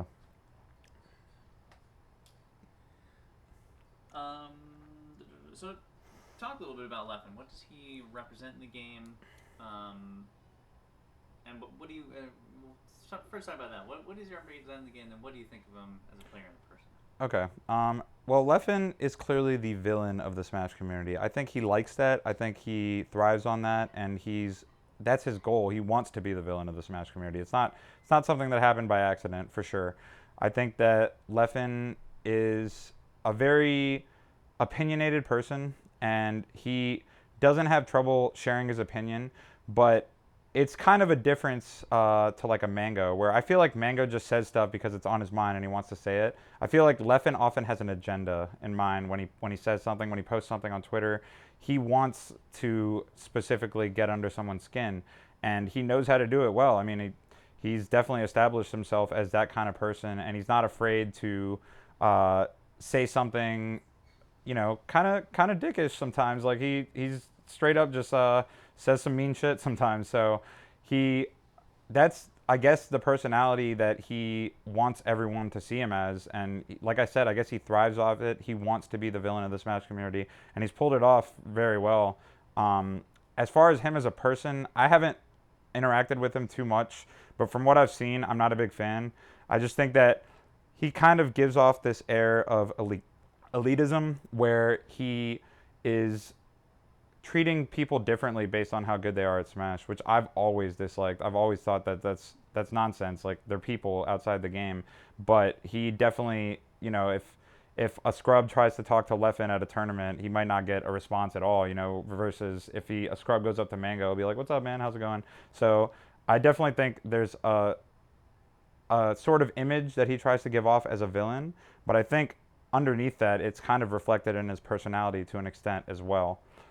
As far as Leffen as a player, he's a great player. Like, I have nothing but good things to say about him as a player. He's clearly gotten so good. He's been around for a long time. Some people don't realize he's been in the scene since like 2010, maybe even earlier than that. But he recently has really stepped it up, and he's always had that persona though of wanting to be the villain, wanting to be the big shit talker, the guy that everyone hates. He kind of, it seems like he brings that upon himself and he wants it. And but he's always had that even when he wasn't very good. So back then he was, he was kind of just a joke to most people, just like, oh, this guy's talking shit again, he's trash, whatever. But I think that kind of gave him a chip on his shoulder, and he's ever since then he's been consistently improving. And this past like 6 months, even not even very long, but very recently, he's just been stepping it up to the level of the gods. He's on that level now, and people put him right in that tier along with the other five gods, and so that's obviously very impressive. No other player has managed to do that in the past 5 years. He's the one player that's gotten on the level of the gods, and that's pretty amazing. Yeah, yeah. It's funny going back to his personality a little bit. Because he did have like there was a whole drama with Armada, and because he got banned from playing in Europe for a year. I want to say. Yeah, I think so. A year. Year-long ban because of his behavior. Yeah. I heard about that. I'm not super clear on the specifics, but clearly he had to have been doing some pretty egregious stuff to get banned from a whole Smash community for a year. And I'd like to think that he's grown up since then a little bit. He's still very young. He's only 20 years old, much younger than most of the other top level players, I believe, by at least a couple years. And so he definitely was very immature at the time. I don't know that he's matured very much since then, but apparently he's at least acceptable enough to not be banned in the scene anymore, so that's good. But like I said, I think it just shows that he has that personality where he doesn't care if you don't like him. He almost wants you to not like him, it seems. So that's just him. Yeah, yeah. As far as his character selection and the play style, did was he kind of like indicative of a sort of 20XX thing because the next season he's like Fox or I don't think so. I mean Leffen's always played Fox. Well, he played Yoshi originally apparently, but he switched to Fox very quickly. I really don't think that it's indicative of the character being broken or anything like that. I think that Leffen is just a really good player. He's got great reactions. Both Leffen and Armada, it's probably their genes. Swedish people are cheating, so they got those amazing reaction times, and technical ability is all there. But the thing that I think that has allowed Leffen to reach the level of the gods in the past few months is his decision making has gotten so much better. He's starting to pick the right move in every situation versus a lot of the times in the past he would pick the wrong move at the wrong time, let them get out of the combo or whatever. Now he's finding efficient ways to kill people that might not even be readily obvious to most people. I think that his combos are sometimes pretty creative actually, which is cool to see, but he definitely has always had that technical ability, but recently his mind games and his mental game have also gotten to that level, so he's able to get to the level of the gods. Yeah, yeah. Going back briefly to the Salty Sweet, did you just want to kill him when he was like tapping you on the shoulder? Oh man, the tap on the shoulder was extremely disrespectful, but it was all theatrics. I mean, I knew he was just doing it for show, and the fake laughing he was doing, that was also just for show. It's like, whatever, man, you do you. But the thing that bothered me the most, that most people don't realize, is right after every match ended, he started badgering me about my counter pick immediately. He'd be like, all right, where are you going? Where are you going? I'm like, dude, chill. Like, give me a second to think about it. Like, this is a pretty intense match, obviously. Like, give me a second. And that was actually what bothered me the most, because that's kind of just a BM thing to do. Like, that's not nice to do regardless of how much you dislike me as a person. Just, like, chill and let your opponent think about their counter pick for a hot second. So that was actually what got to me the most out of everything he did. The rest of it, I just brushed off because he was just trying to please the crowd with his theatrics, we'll call them. And none of that stuff really bothered me, honestly. Interesting. I didn't even pick up on it. He was like... Yeah, I don't think many people did, but that was the biggest thing. Like, everyone was like, oh man, did you want to deck him when he tapped you on the shoulder? I was like, I wanted to deck him every time you asked for my counter pick within 1 second of the announcer saying game. Like, shut up, dude. Chill. So that was honestly the thing that annoyed me the most about it. But I gotta give big ups to Mango for making something out of that situation, and that was so hype. I mean, it created an amazing storyline. So as bad as that money match went for me, I think in a way it was good for the Smash community, and so I can kind of accept that, it sucks that I was on the receiving end of that. It really does, but I'm only going to use it as motivation. I mean, it was obviously heartbreaking. Like, it was terrible when it happened. I was like, man, that was embarrassing. A really bad way to go out. But rather than like sulking about it, letting it get to me, and like just getting depressed about it, I just use it as motivation. Like, I'm like, I'm never getting that destroyed on a big stage ever again. I need to get better. I need to get my mental game up there so that I can compete, because I wouldn't have accepted the money match if I didn't think I couldn't beat Leffen. Like, if I wasn't capable of beating Leffen, I would not have accepted the money match in the first place. I definitely think I'm capable. I just have to be playing well and have that mental composure to bounce back when something happens, like I miss an up smash and lose a game because of it. Like, I didn't have that at all, and I think that's what cost me. But like I said, it was really just motivation. I'm going to get past that hurdle, and that's the biggest thing holding me back from being an elite player at this point. You mentioned this earlier, but it seems to be a theme in a lot of what moves Smash forward is you need someone that you want to beat. You need a rival. You need someone who pushes you. Yeah, exactly. I mean, the wife quote from the first doc says it perfectly. Like, how much can you know about yourself if you don't have that person pushing you? Like, it's kind of like we briefly touched on when Mango was three stocking everyone, was super dominant. He got kind of bored a little bit because he's not having anyone push him to that limit where he needs to improve. And I think that to an extent, that has been lacking, in especially locally for us. Like, our local rivalries are like non-existent now, and having that villain definitely motivates people. I mean, another good example is SFAT. SFAT and Leffen were kind of, going back and forth on Twitter a little bit, and then SFAT beats Leffen at the recent Press Start tournament in California. That was super impressive. So really good stuff to SFAT. But clearly, I feel like if that Twitter trash talk hadn't happened, SFAT would not have beat Leffen. It put a fire under his ass. Like, all right, man, screw this guy. I'm gonna dominate him in tournaments, show him what's up. And that definitely, I mean, was a big motivating factor for me leading into Apex. I was practicing harder than I've ever practiced in my life, but like I said, it just, the mental composure was not there for me to even begin to compete how I wanted. And so I kind of lost the match before it even began, just because of my nerves and the way I was approaching it. Yeah, yeah, it's interesting. Yeah. Talked about that.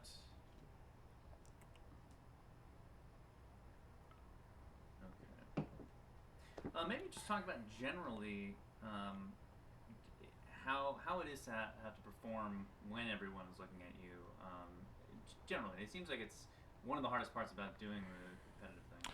Yeah, I mean, the tournament pressure is something that you don't appreciate or understand until you go play in a tournament, especially if your match is on stream, there's people watching. Those factors definitely add pressure. And how important the tournament is. Also, I mean, if it's a major tournament, if it's EVO, there's just going to be that automatic pressure of it's EVO. This is the big one. Like, this is the one that really counts. So everyone wants to perform their best, and that's just an added pressure. It kind of can distract you. It can remove your focus from the game. It can. Some people do thrive on pressure. Some people, the crowd cheering behind them gets them pumped up. They start playing better. They feed off of it. For most people, though, I think they struggle with it. It's hard to keep your focus on the match and play how you want to play when there's so much going on that people are cheering. There's a ton of people watching, especially if it's streamed. There's thousands of people watching you at home. There's so much pressure involved. And like I said, I think it's something that people might not understand if they haven't actually been in a tournament themselves. They might be like, oh, why is he playing so bad right now? It's a totally different ball game in a tournament. It's just something that you really can't compare to a non-tournament setting. I mean, the closest you might get is a money match. If you money match someone, there's that money on the line that adds a little bit of pressure.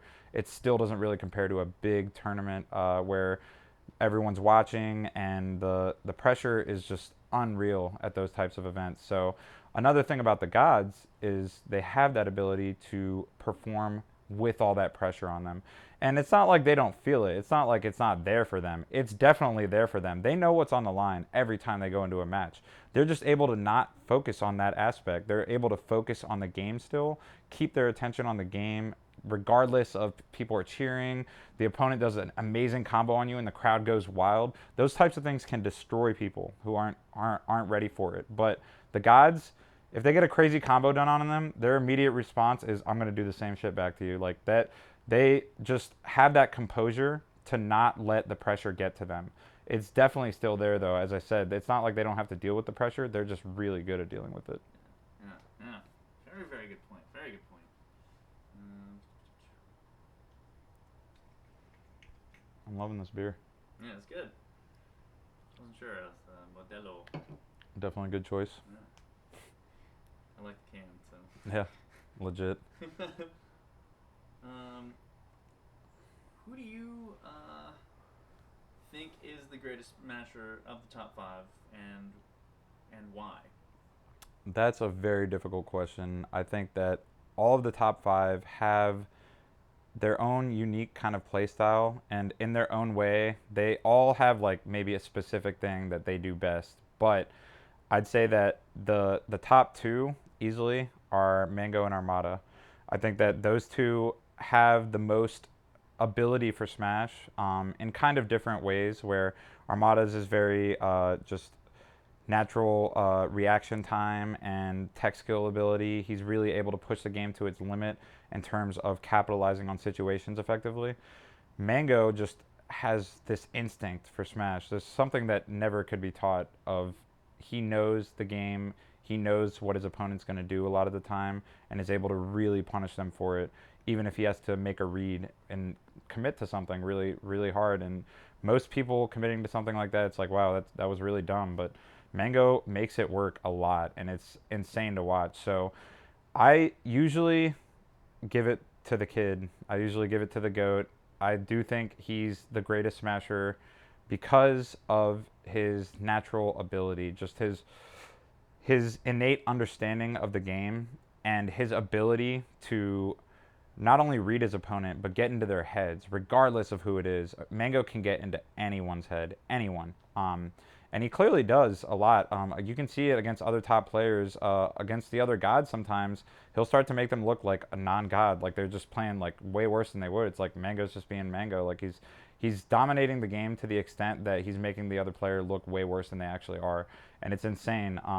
I playing Mango in friendlies, I don't do super often, but the few chances I get to play friendlies with Mango, I'm always blown away because he he forces you to play at a certain level to even keep up. Like I just noticed myself, I'm like, whoa, I'm doing stuff that I would never do in friendlies and back at home because I have to. Like I can't get hits in otherwise. This guy's so good that I literally have to like improve myself during these like few friendlies. Like I play 10 matches with Mango. I played him 10 matches at BAM 7 and I was like, I just got like twice as good in that 10 games. Like it's ridiculous, but I think that it's all, like I said, just instinct. Like he just knows the game kind of innately. Like Mango's not the type of person that you can be like, hey, how many frames does this move? Mango will be like, I don't fucking know, dude. So he's really not that type of guy, but he has that understanding just innately where he can tell you like things about the game at a he has a like understanding of it that he can't really put into words effectively most of the time, but it's just there and you can see it in his play. It's absolutely amazing to watch because it just seems like he knows the opponent better than the opponent knows themselves sometimes. It's ridiculous, and I that's why I personally feel like he's the best player. Now, there's something to be said though for Armada's consistency. Armada is a lot more of a consistent player than Mango, and I think that part of that comes from his playstyle. Just the fact that he reacts instead of reading, it's just going to maximize the odds of things connecting, you know, and that kind of leads to more consistency. But it's also just them as people. Like Mango has, he obviously, you know, one of the best players in the world. Also, just lets his moods get to him sometimes. Like if he's not feeling too hot at a tournament, he doesn't necessarily give it his all just because he's kind of given up like mentally already. He hasn't done that as much lately, but he's been known to do that in the past. But just knowing that Mango has the ability to perform at that level at any time, I feel like Armada always brings it at that level. He doesn't have like it's not like, oh, Armada can be this good. He just is that good all the time, and that's why I think it's tough for Mango the past few months. When I think recently, the past month or two, Mango's stepped up his practice big time. He's really starting to get in shape for Evo. But before that, like when Armada kind of dominated him in Peach vs Fox at the finals of that Cali tournament, just looked like Armada was so much more poised than Mango, so much more in control. But that's something that you won't ever not see from Armada. You'll always see him look like he's in control. He's so consistent and so mentally composed all the time that it's very very hard to get Armada like mentally shaken, and Mango's one of the few people that ever does it, and even then it barely affects his play, and that's the consistency that I mean. He's Armada by far the most consistent player in the world. I think Mango's peak is higher though, and that's why I tend to give Mango the edge there. Yeah, that's very well put. I think it's entirely correct the way that they both kind of shape up and the way they manifest their play. Mm-hmm. There's some question there. That was great. I started saying something and I just didn't know what I was saying, but I turned it into something. I fucking saved it, dude. I was like, shit, what is this sentence? I need to make something out of it. Way, dude. You start doing something, you know what you're doing, then you make it work. Oh, man. That's great. Why are these words coming out of mouth? Must recover. What was the documentary, and what did it do for the scene? The Smash documentary was created by an amazing person, Samox, Travis, a good friend of mine as well. He was a really cool dude. He's a bitch though. Don't tell him I said that. No, it's basically an incredibly well done look at the competitive Melee scene from its inception up through Brawl's release, and it really does a good job of painting that picture. I think that's the coolest part about the documentary was that I watched it and I lived it. I mean, I was there for most of everything, and I was like, wow, this is spot on, man. This is what happened. And so I just actually recently got Asin to watch it with me for the first time. Asin just saw the documentary last week for the first time ever. He loved it. He was just like, oh man, it's like a trip down memory lane. Like he just was having a blast with like just reliving those memories. And like I said, since it's so well done, it just does a good job of putting you there. Like you really feel like you know the story once you've seen the documentary. And in terms of what it did for the scene, can't be understated. The scene, I think, partially due to Evo, Melee being included at Evo definitely helped boost the scene a lot. But I think by far the leading factor was the documentary. The fact that so many people saw it, so many non-smashers saw it and got into Melee because of it. They didn't even realize that this game could be played like this, most likely. Probably have played it thousands of times casually, but they're like, whoa, there's this huge scene and there's like all these storylines, there's rivalries, like it's really cool actually. And there's so many people at tournaments who have told me, hey man, like it was great seeing you in the documentary. That's what got me into the scene. I'm like, oh man, that's gotta send a shout out to Samox for this one. Like you honestly did an amazing job. Like the fact that it describes everything so well that you feel like you were there. I mean, the crazy thing is like you would think the way that you made the documentary that you were actually there for like the events, because you put it so well. Like you tell the story like how it happened, and so it's like it's crazy that you just pieced it together based on like interviews and footage and stuff. Like that's awesome, man. Yeah. It just turned out really well, and like I said, just almost single-handedly revived the Melee scene. So amazing stuff, dude. History of Smasher got me on that course. Oh yeah. I started reading that. I was like, man, this sounds amazing. Yeah. History of a Smasher. I think I just kind of did it out of boredom almost. Like I didn't really have a specific reason in mind, but I'm glad I did because I put down a lot of details that I currently probably wouldn't remember. I did that in 2010. That's when I started writing History of a Smasher. And I guess I'm a decent storyteller because I was literally just like, it wasn't like anything I had to put effort into. I was just like, this is what happened. Like, I'm just typing it out. But people were like, oh man, this is such a good story. Like, you're telling it so well. I'm like, really? Like, I think it was just an awesome time then. Like, cool stuff happened. Like, I don't think that I'm like necessarily making this like extra dramatic or cool. It's just it was cool, man. Like this stuff went down and it was really hype. So I think that I actually have a sub goal now to continue the History of a Smasher. I'm going to keep it going if we hit that sub goal soon. So I'm excited, man, because like I said, I'm glad I wrote those early parts when I did. I wouldn't remember the same stuff now 5 years later as I did in 2010. So I'm glad I got it down. So that stuff's saved. And now, I mean, I think I left off in like 2006 ish, and I'll just pick up from there. And I still remember that stuff really well. Nice. So. If you had to describe the current era compared to the past ones, like with sponsorships and everything, Yeah. What is it like now compared to how it was in the recent past? I mean, basically, Smash has gone esports. Like, pretty much, it's gotten so much bigger that sponsors are getting into it. Teams such as Team Liquid, shout outs to Team Liquid, are getting into it, and they realize that there's a huge scene there and a very passionate scene that will support its players. Like, they recognize that, and that's, I think, what started them getting into Smash in the first place. And it's just amazing to see. Like for a lot of Smashers, they played Smash and enjoy it. Maybe go to tournaments, whatever. But in terms of esports, they'll watch League professionally. Like they have no hopes of ever competing. The thing about Smash that's cool, in my opinion, is you can be right there with these people. Like it's not like League LCS where you're never going to be up on that podium with them playing on those computers. In Smash, you can just come to a tournament, sit down next to Mango. Like it's cool how it's that accessible, but the players have started to reach that esports level of fame, and it's once again like large part due to the documentary. Just so many new players in the scene. The scene has grown so much, and it's honestly beautiful. Like it's amazing because the first documentary touched on this a little bit. When MLG dropped Smash, me and wife like specifically, our hopes were just shattered. We were like, oh man, like Smash was going to get big, like it was going to turn into a real esport. We're going to have legit teams and sponsors and big tournaments and streams. And then it just kind of faded. And for us, it was never like, oh man, but maybe in 8 years it'll come back. And it just came back to exactly what we pictured it becoming.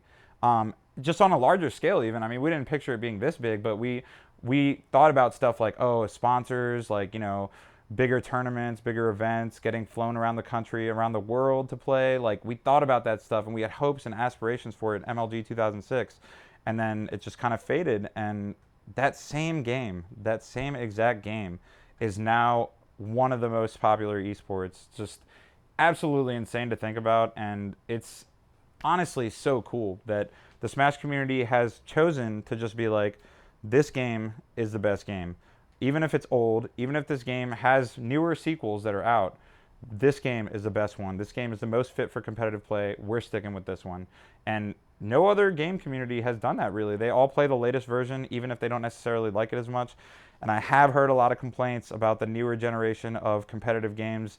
Almost every single one, if I've talked to someone in that community, they've been like, oh, like Halo 2 was the best one. Like, StarCraft Brood War was way better than 2. Like, it's seeming to happen across multiple games where companies want to make the game more accessible, and so they kind of dumb it down, unfortunately, because that's how they make it more accessible. People can get good faster because things are easier to learn, but you're also removing the depth of the game by doing that. And that's what's beautiful about the Smash community, that we've been like, okay, there's sequels out and there's communities for those as well, but Melee is still the biggest Smash game. Even though Smash 4 just came out, Melee is the biggest Smash game. And that's insane to think about. It has 2 sequels. It's 3 generations old now, and it's still amazingly, it's growing. It's growing to this day. It's just insane to think about. Nice. Excellent. Yo, what up, guys? What's up, guys? How's it going? Good, how you doing? I don't think we've met. No. What's up? Rishi. Rishi? Yep. Travis. Slash Smash guy. Smash guy. Yeah. Slash Sandbox. Arjun slash Lad. What's your name? Arjun. RJ. Yeah. Arjun. Arjun. Like Argentina. Oh, cool. Very cool. Nice to meet you, dude. Nice to meet you too. What's up, guys? So there's a setup in there. Just, I guess, close the door if you're playing, because we're doing the interview still. Yeah. Yeah. It's not too much longer. Yeah. Cool. Sweet. That was perfect timing, actually. You need to finish that. Yeah. game now. Yeah.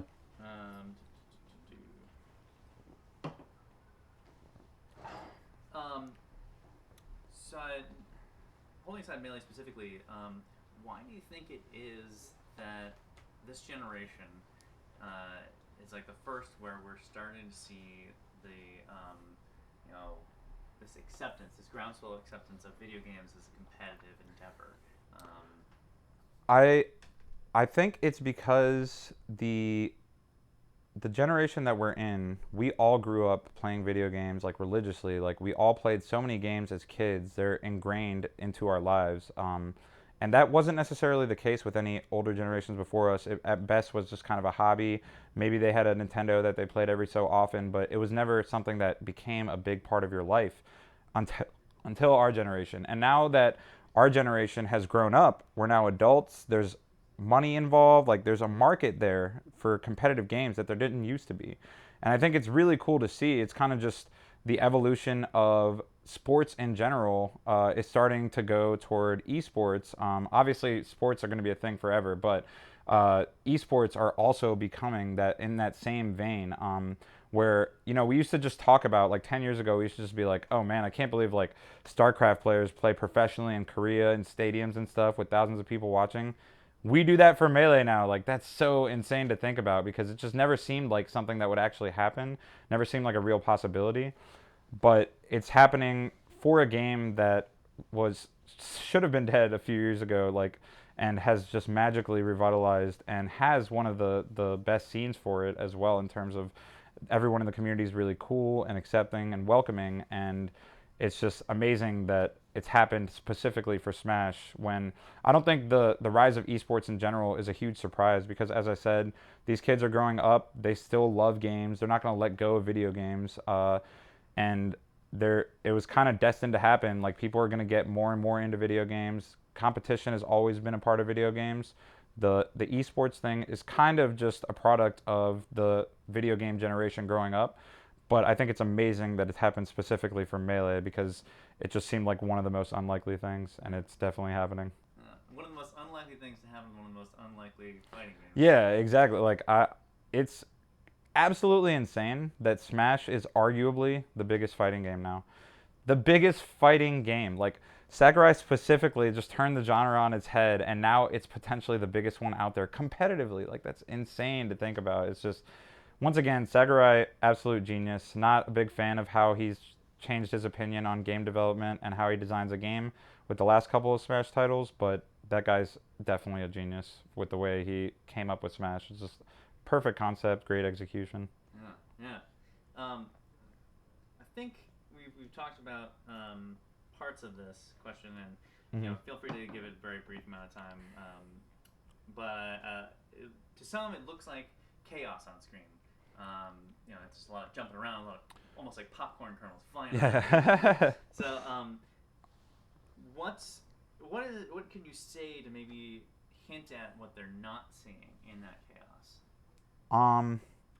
I think that Smash is a very simple concept, but it becomes complex in its execution, how the game actually works out. But the way it basically works is you have much more free movement compared to other 2D fighters. So you're able to do more specifically what you want with your character. And I think that opens up the realm of possibilities so much, which is why it might be hard for someone who's not super familiar with Smash to understand what's going on. But once you get the basics, it's actually a relatively simple thing. Like I said, you start to catch on very quickly, like, oh, he used that move here because it would pop him closer so that he could continue the combo versus knocking him further away. And stuff like that becomes more and more apparent. But I think it's awesome that it's such a simple concept, relatively speaking. You just damage your opponent, they start flying further and further away, and then eventually you can kill them once they get to high enough percent. Sometimes you can kill them early if you pull off something cool and stuff like that. It's just, there's a lot of depth that comes from such a simple concept, and it's really, really just, once again, the Melee developers, I don't know how they pulled it off. They created a masterpiece, and I still, like I said, I really want to just sit down with one and just be like, dude, how did you guys do this? Yeah. What do you say to people who say it's just a kids game or it's just a party game? I say look at the Smash scene now. Back in the day, we got that so much more often. People were like, "Oh, why are you guys playing this party game? Why are you playing it competitively? Like, it's for fun. Like, it's just a pure like party fighter. Like, but they just don't give it a chance just based on what they see on the surface, which it does look like a party game, like especially when it's a free for all and there's 4 characters, there's items everywhere, like it looks especially like a party game then. But I think those people, if they just gave it a chance and watched like a one-on-one fight like a tournament, they would suddenly be like, oh, there's a lot more going on than it seems like at first. Like this is actually really deep. And like I said, we don't see that too much anymore. People have started to really accept Smash as a legit competitive title. Very few people still bring up like, oh, it's a party game. What are you doing playing that? So that's really cool. Yeah. Yeah, go for it. Yeah, what's up? Yeah. Oh, yeah. No problem. You're good.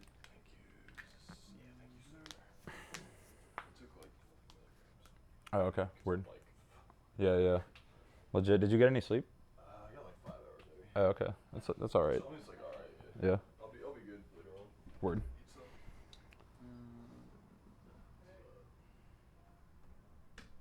some. Maybe just briefly, and this is in reference to like Genesis. Genesis is amazing set, but it's between two floaties.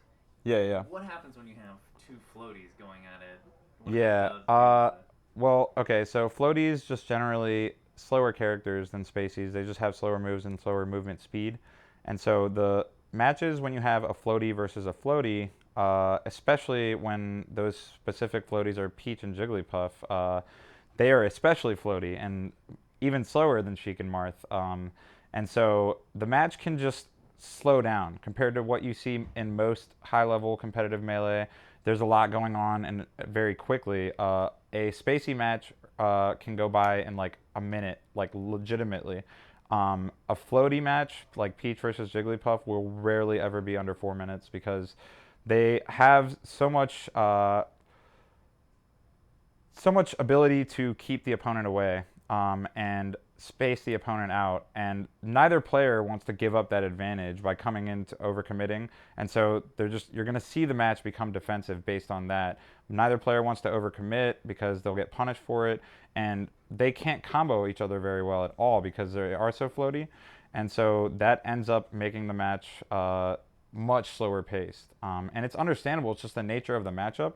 But unfortunately, from a viewer standpoint, it gets a little bit boring compared to the high paced, fast action of a Fox versus Falco match, for example.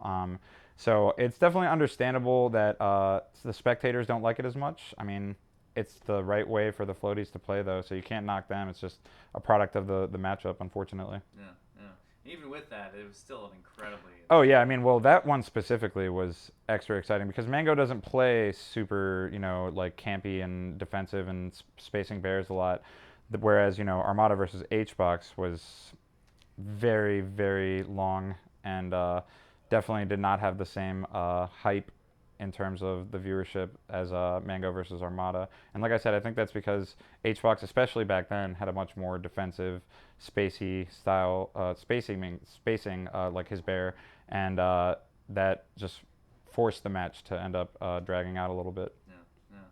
Yeah. The I'm thinking of Apex. I think it was 2012 or 2013. It lasted like. It was a reset or something. Yeah. There was a bracket reset, and then I think at least one of the sets went to game 5. I think the other one went to game 4 or something. It was like an hour-long set. It's pretty ridiculous for Melee. Goes past that.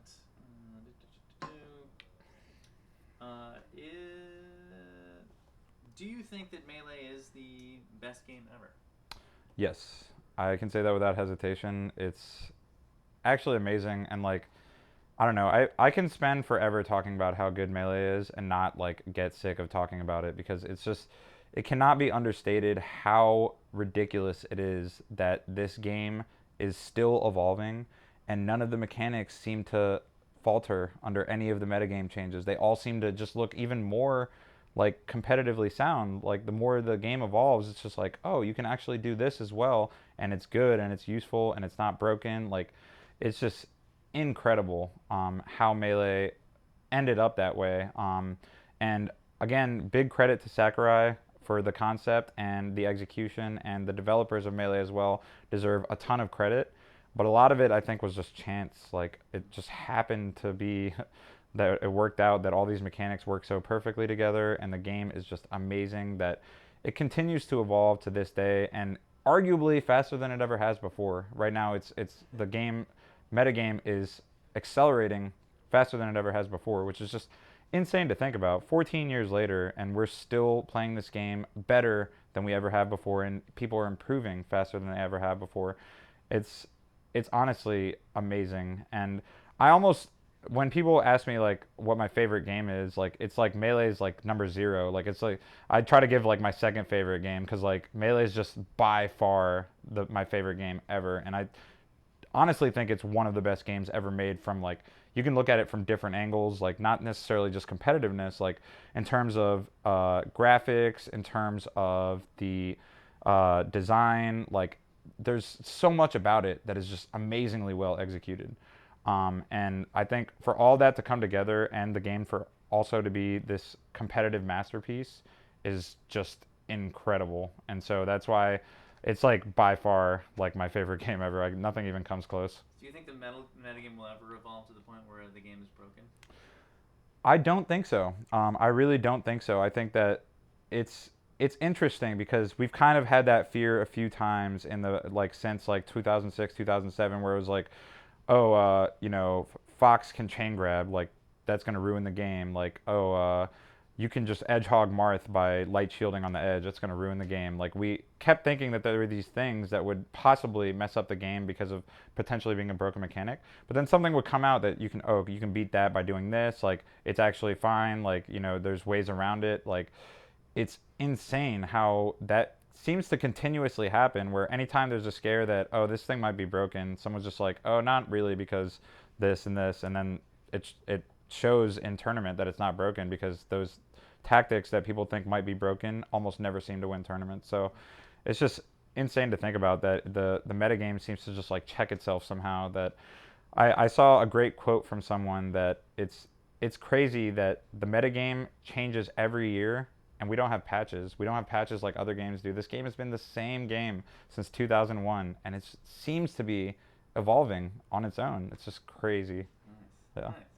Yeah. Do you? I mean, right now it is experiencing a ridiculous revival. Yeah, resurgence. So do you think do you think there'll be a point where it fades away and we don't play it, or is it just going to continue being? I have thought about this actually. I think that Melee is here to stay forever. I really can't see why people would stop playing it. I think that in terms of the skill ceiling, it's infinite. I don't think that anyone can ever perform the frame perfect stuff consistently enough to where the metagame would stale after a while because everyone was so perfect. Like the 20XX theory, basically. Like I don't think humans are capable of doing that, honestly. So we will continue to see the game evolve. I do think it's possible that at some point the metagame growth starts to stale a little bit. It's not necessarily going up like this anymore. Like I could see it start to plateau a little bit. But even then, the game is so good that I feel like people will continue to play it. It's possible that the tournament scene might dwindle a little bit, but in terms of people playing Melee competitively, I think it will continue until the sun explodes. I think you're right. Yeah. I can't see people stopping. Yeah. I mean, even if Mango or all the guys retire, they'll still play it. Yeah, absolutely. I don't understand. Isaiah's the only person who's ever given up Melee completely, and that's because he doesn't like it. It's weird, but it is what it is. Well, he loves 64. I Yeah. can see why. He clearly understands that game better than Oh any other man, game. that's what I actually thought of when you said Mango was probably getting bored during his dominance. I was like, how does Isaiah still play 64? Like, because he's not about the win. It's fucking some Bruce Lee shit. He's not about the win. He's just trying to perform what he can as best as possible, and he fucking does it, man. That leads me to the next question. Do you think results are everything? I don't necessarily think results are everything, but they're a huge portion. Results are what it comes down to when people talk about who's a better player than who. Results will always be your evidence, your hard evidence. You can make claims that, but I played this guy in a bunch of friendlies, or I've seen him play before, like he's actually way better than that. None of it holds up. You know what I mean? All of it can just be attributed to Johns, or there's too much variance there. There's too many variables for you to point to anything else other than results as credibility for why someone's good. That being said, I know there's some players that are way better than their results. Like Alex19 is a good example. He doesn't go to enough tournaments, and so he's not used to like playing in tournaments.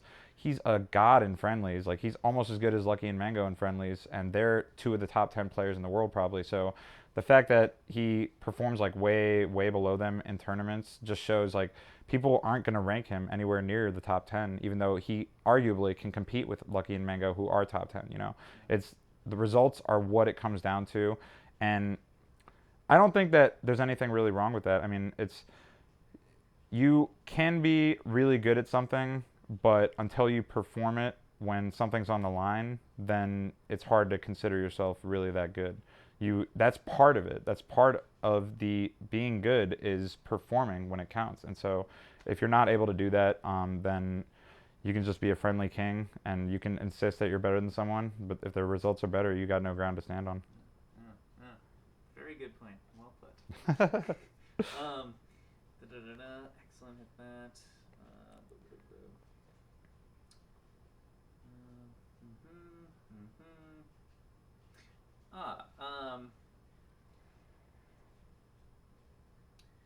After Mango lost at Apex 2015, there was a noticeable drop in viewers. Ooh, Did you know that?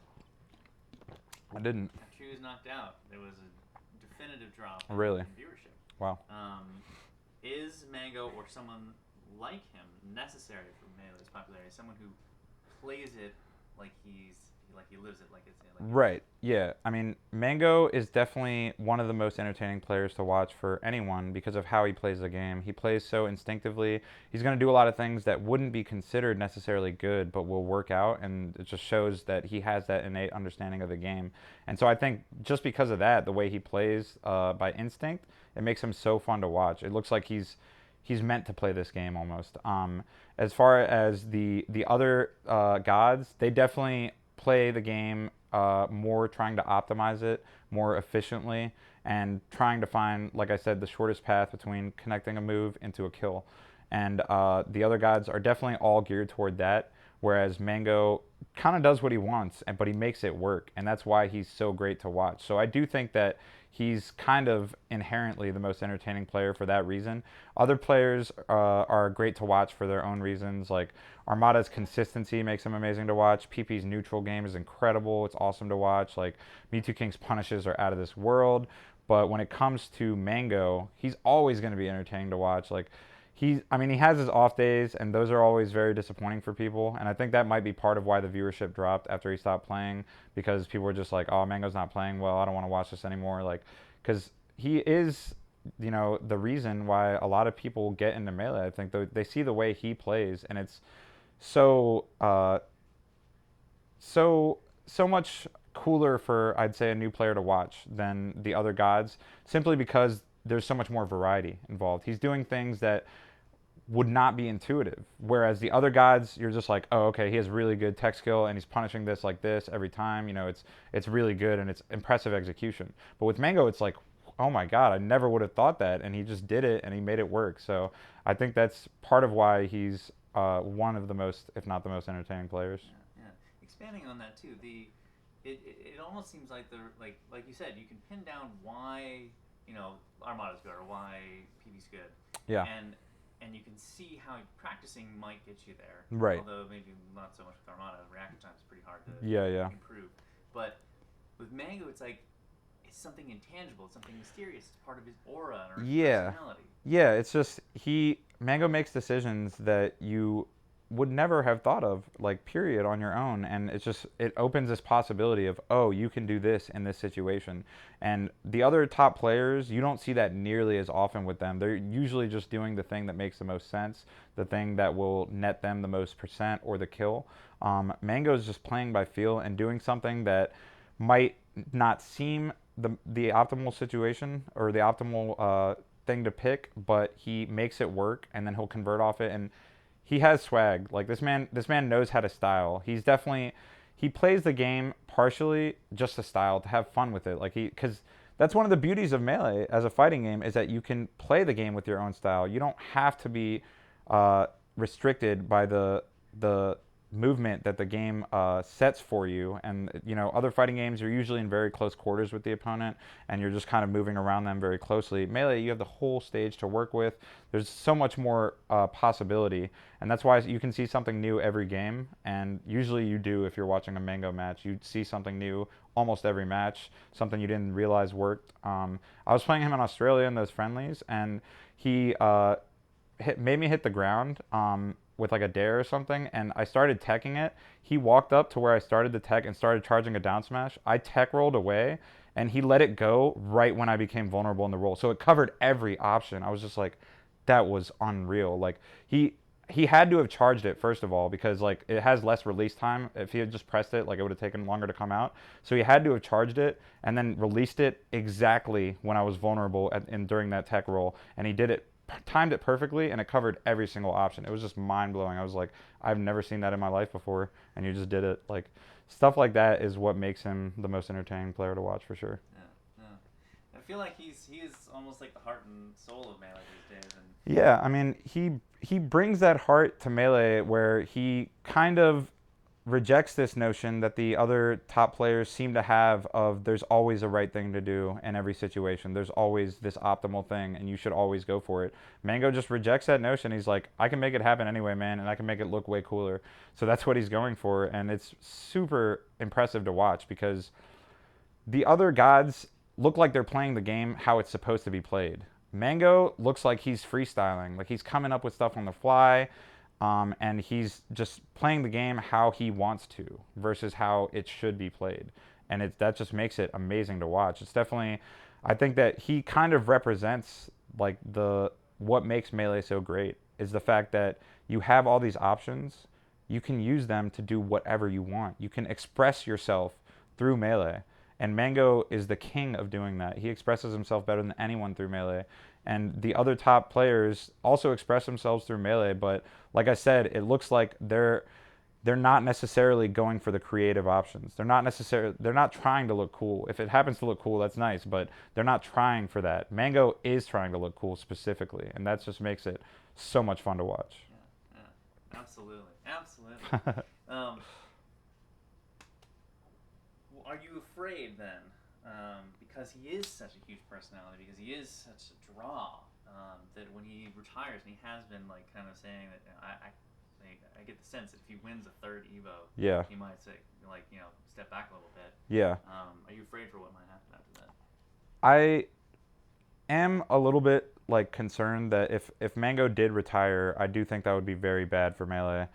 I'm not worried for that to happen. I really don't think he's going to retire until his hands give out or something. Melee is in Mango's blood. Competing is in Mango's blood. I know there was a brief time where he was not necessarily entering tournaments. He was just going to commentate and hang out. And I think that for a while, or after a while, just got boring to him. And he was like, I need to beat some people up. Like, I need to get in here. So I think that he has too much fire in him to ever just retire completely. And I know that he really enjoys it. I mean, he has a great time at tournaments, and I highly doubt that if he retires, I think it would be way down the line. I don't think it would be anytime soon, simply because he enjoys himself too much winning tournaments. Yeah. Excellent. So we've kind of reached the end of my questions. Oh, okay. So is there anything else that we haven't talked about that you want to address, or you feel like might be relevant to the Five Gods, the metagame,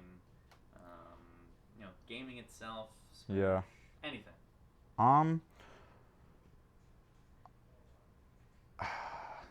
There's so much. I can't pick a specific thing. There's a lot of things. Yeah. You can talk about. Is it possible we could take a quick break? Yeah, sure. Okay, cool.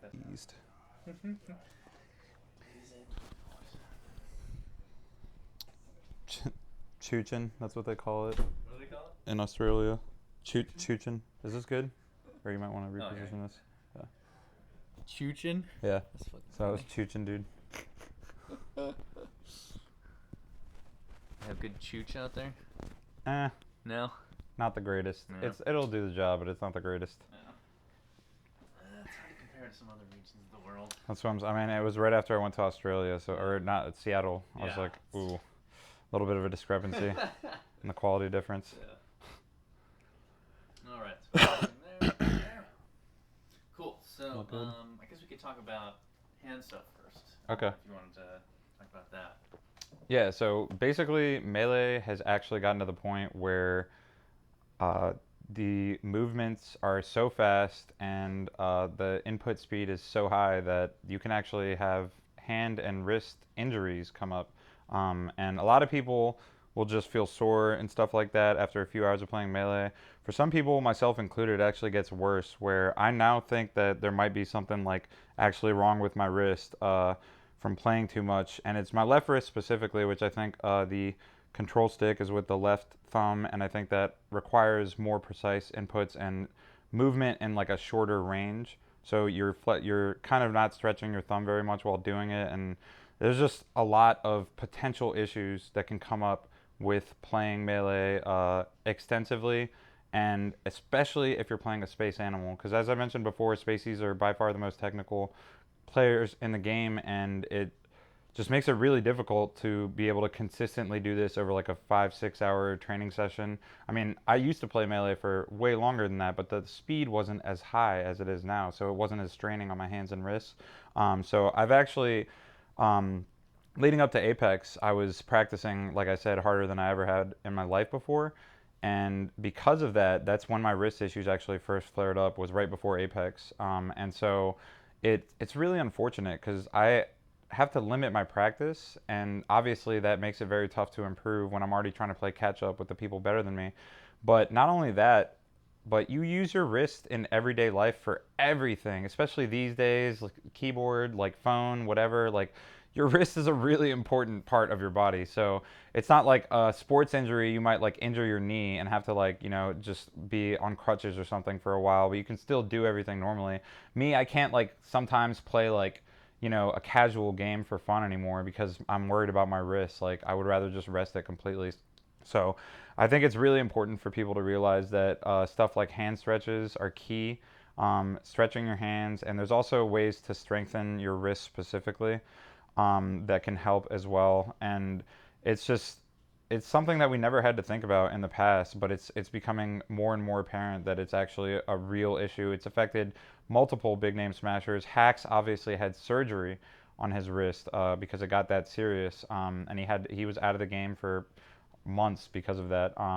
And so it's something to keep in mind. Even if you don't play a spacey, honestly, just do hand stretches before you play. It's just a good way to just relax the muscles, get the blood flowing, and prevent something like a hand injury from happening.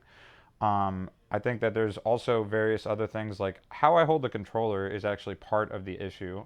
When I hold the controller, I hold it down like this when I play, and it's just kind of something I've always done without really thinking about it. But I think that recently, with how fast I'm pressing stuff and with how long I practice, it started to become an actual issue, and like my wrist bothers me sometimes, like when I wake up in the morning and stuff, and it really sucks. I mean, it's like I said, it's such an integral thing in your life that is largely affected by just this one thing that I do that's Melee. Obviously, like I'm a pro player, like Melee is like what I'm doing right now, but I still can't do other stuff outside of it as much, and it's really unfortunate. So my biggest advice to everyone is just like do the hand stretches, start them early, because I started doing hand stretches. I always do hand stretches now, but it's I think I started them too late when I'd already kind of damaged my wrist to some extent. And I've been to the doctor about it, and the doctor diagnosed it as tendonitis.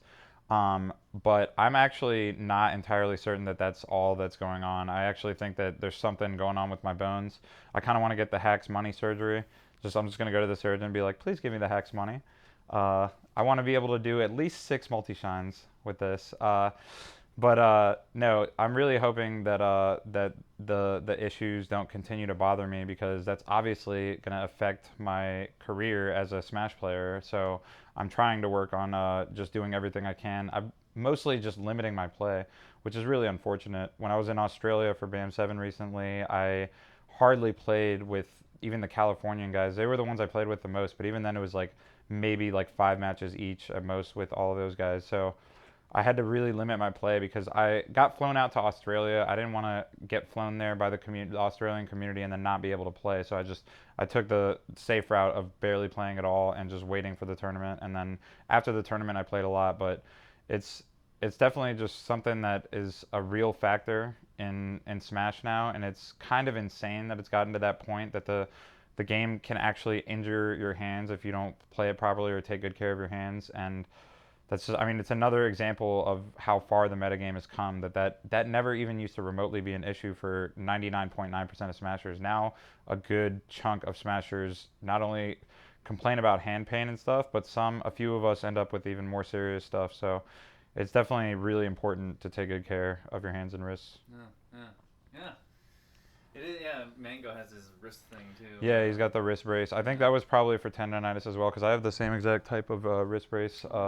So it's like, it sucks, man. It's really, I can't like describe how much it sucks when I'm just like, oh man, I want to play like some GTA 5. Oh wait, like I probably shouldn't because my wrist, like I probably should just not do anything with it. But it's rough. At least I'm right-handed, and the issue is in my left wrist, so it's not as bad as it could be. If it was the other way around, I would just like, I don't know what I would do with my life.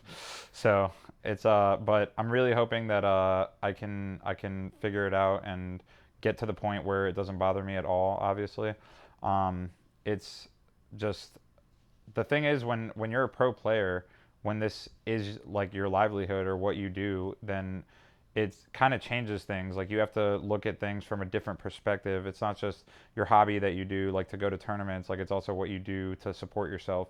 And so I've taken a lot more precautions than I probably would have if this happened at a younger age or something. Like before I was sponsored and before Melee was this big. But now that it's so important to make sure that you're in tip-top shape for tournaments and stuff, it's kind of like a balancing act I have to do between how much I practice and how much I rest my wrist, because I need to practice to get better, obviously, and I have to practice at some point before a tournament.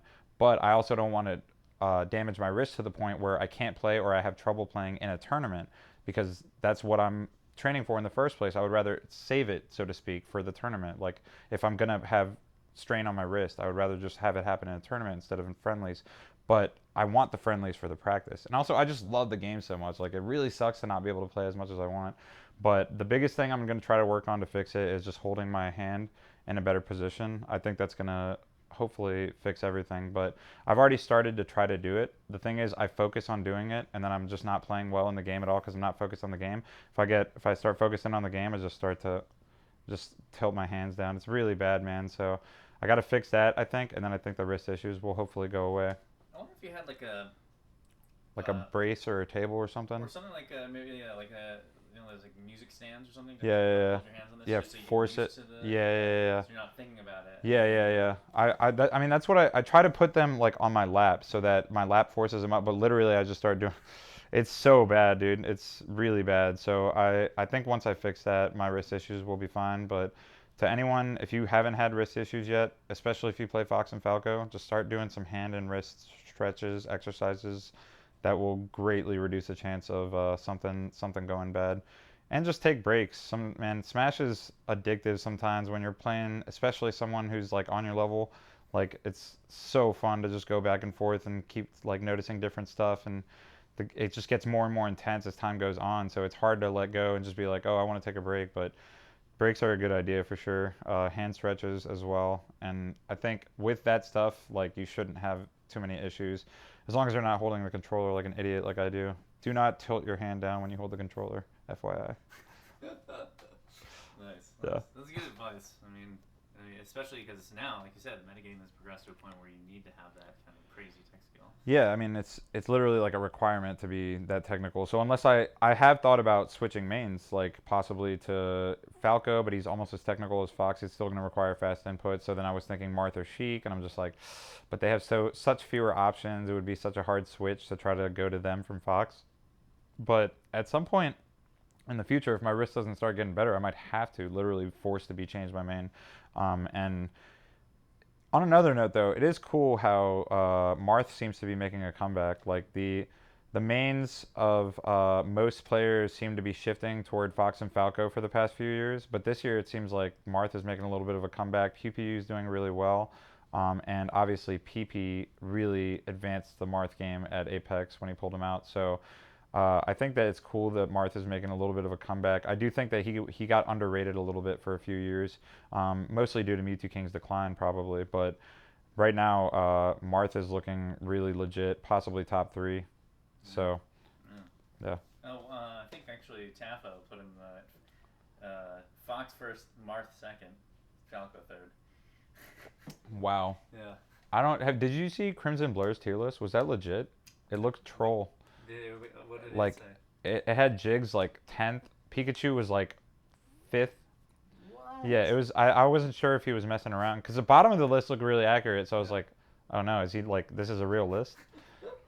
That sounds crazy to me. Yeah, I mean, I definitely think that Pikachu is probably a little better than most people give him credit for, but I don't think he's top 5 at all. I don't think he's top tier by any means, or arguably like toward the bottom of high tier is as high as I would put him. And then I do think Jigs might continue to fall a little bit. Jigs is honestly not that great of a character once you get used to fighting that sort of spacey bear style. Like you just understand how to beat Jigglypuff. It's really not that difficult, and I think once again that makes it all the more impressive that HBox has been managed to stay at that level for so long. And again, it's because of that style change. It's cool that we've seen multiple gods make this style change. Armada recently picked up Fox. He's now co-maining basically Fox and Peach, which I really think is the way to go. If you're going to pick up another character, I don't think replacing your main entirely is ever a good idea. Just make it matchup dependent. Use whatever character works better against a player or character that you're playing against. And that's what Armada does at this point. It's really intelligent, and he's going really far with that double main strategy. Mango has kind of always dual mained Fox and Falco for the past few years.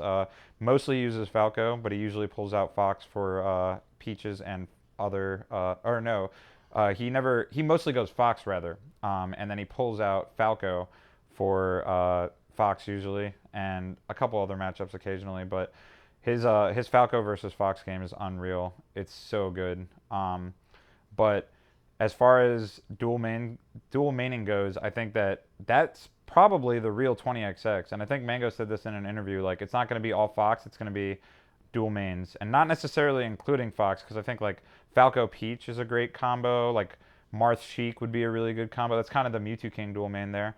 And then, I mean, you see all of the gods at this point, minus HBox, have a super legitimate secondary or co-main at this point, and that's cool. Or as well as Leffen. I don't think Leffen really has a character that's close to his Fox either. But at that level, I think more and more you're going to need at least one backup that's at least on the level of your main, if not, co-maining directly. So it's really cool to see Melee take that direction, because it's a different look at a person when you see Armada play Fox versus him playing Peach. He has so many more options to work with, and you really can see what he's capable of as a player. And then PP, for example, is playing Marth, and you really see what he's capable of in the neutral. Like, the way he moves around in the neutral, and it's honestly graceful. Like, it's amazing to watch, and it's a completely different look at PP than if he was playing Falco. PP's Falco looks entirely different than his Marth, and you could hardly even tell they were the same player, honestly, if you didn't see or know that it was PP. You might not even be able to tell because of how differently they play. And so it's really cool that we see that from most of the top players at this point. Most of the gods have that ability to switch it up. Mewtwo King obviously has always had that ability since he got to the top level. And it's interesting that Mewtwo King has pretty much cut out Fox entirely. I think that's probably a product of just not spending enough time on Melee. And also, going back to the hand and wrist thing, Mewtwo King has had issues with his hands as well, quite a few. And he says like he can only play Melee for a few hours, or his hands start to hurt and stuff like that. It's honestly a real issue, man. I'm interested to see like how it plays out. I made a joke post like the real 20XX is players are going to get to the point where everyone switched to Fox and has carpal tunnel and arthritis, and the metagame is going to come down to the best healthcare providers. So I don't know, man. It might not be that far off from the truth. Like we'll see what happens, but people are definitely going to have to learn to take care of their hands and wrists as the metagame continues to evolve. Yeah, absolutely. It's gonna be interesting, man. Maybe that's the ceiling. Is not the technical limitations. Yeah, it's just like how fast your hands are able to move, especially because people, I mean, when we practice Melee, we probably practice more than like anyone was ever intended to play a video game. Like we play the hell out of Melee when we're playing Smash Fest or whatever. So it's definitely interesting. Like I can't really think of a thing that forces you to move your hand that much in that type of position for that long. And it's nothing that like a human hand was built to deal with. Like, you know, we might evolve at some point to like have melee hands that have like extra fingers or like super bulky wrists or something. I don't know like how exactly it would work, but human race, if melee continues to grow, I predict that the human race will just evolve better hands and we'll be able to play melee way better. So the infinite skill ceiling is still there, never going to be reached. That's awesome. Oh man, dude. that's hilarious. Yeah, I was gonna ask you something that I forgot. Hmm. That was good. Damn it. We'll come back. Hmm. Hmm. I'm trying to think of other stuff too. Not coming up with much. The dual main thing is a cool thing to talk about, but I pretty much said everything that there is to be said already.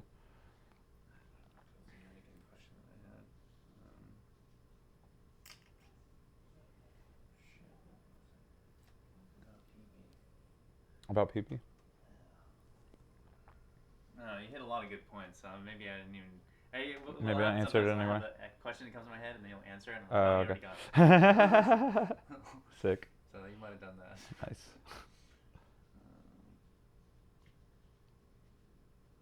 Let's see. The herbals might have been a bad idea. For idea creation. Yeah. I can talk, but I can't create the idea. Let's see. PP, one of the tournaments. Oh, maybe you can talk a little bit about what happened at Apex. Oh yeah. That shit show that was Apex. Yeah. So Apex this year, the original venue that was booked, after it actually became the biggest Melee tournament of all time, over 1,000 entrants, which was insane. And Smash for Wii U also had 800. There's probably almost, if not over 2,000 unique entrants for Apex. And the venue that it was booked at apparently had a parking garage collapse over the part of the venue that was to be used for the tournament. And so they just kind of left it there apparently. This was, I think, a week prior to Apex, and they just kind of left it there.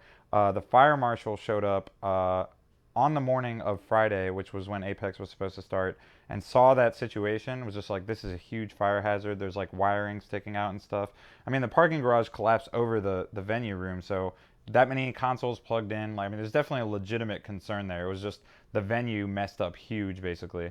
And so for a few hours, we all just thought that Apex might be canceled entirely. And it was just insane, like, to think about that people have flown all over the world to come to this event. And thousands of people have paid a ton of money to be here, to register, to play. And it might not happen at all. It was just like almost surreal that that was even a possibility. But a team of TOs, shout out to the guys that pulled together and tried to make something happen. They knew that they couldn't just sit around and let this just thousands of people be like stranded at this tournament and not have anywhere to play or do anything. And the team of TOs got together. Twitch helped out a lot by supporting for the new venue. They found a new venue that was actually somehow open, like a convention center type place, about an hour away from the original venue, or maybe a little bit less. And Twitch, I think, fully funded that, which was awesome of Twitch to do that. And then the tournament, because that all happened on Friday, which is supposed to be the first day of the tournament essentially had to be squished into 2 days from 3 days. And it was just insane that the tournament of that magnitude would have to happen in 2 days versus 3. But the Apex staff really pulled together and made it happen at the new venue. Now, the venue change, I mean, there were a lot of people I heard that couldn't successfully make it to the new venue, whatever the situation was. I heard that instead of 1,000 entrants, it was closer to 900 that actually ended up playing the tournament because of that. So, it's not like it was, without casualties to some extent. Like some people definitely got screwed over. It's really unfortunate. But the fact that the Smash community was able to pull something out of that when it seemed like the biggest like disaster in video game tournament history is just a testament to how amazing the community is. It just really shows like we were able to pull together with the help of Twitch, of course, and make it happen somehow. And the whole tournament went on like everything stayed to the new schedule for the most part as well. They did a really good job of staying on schedule.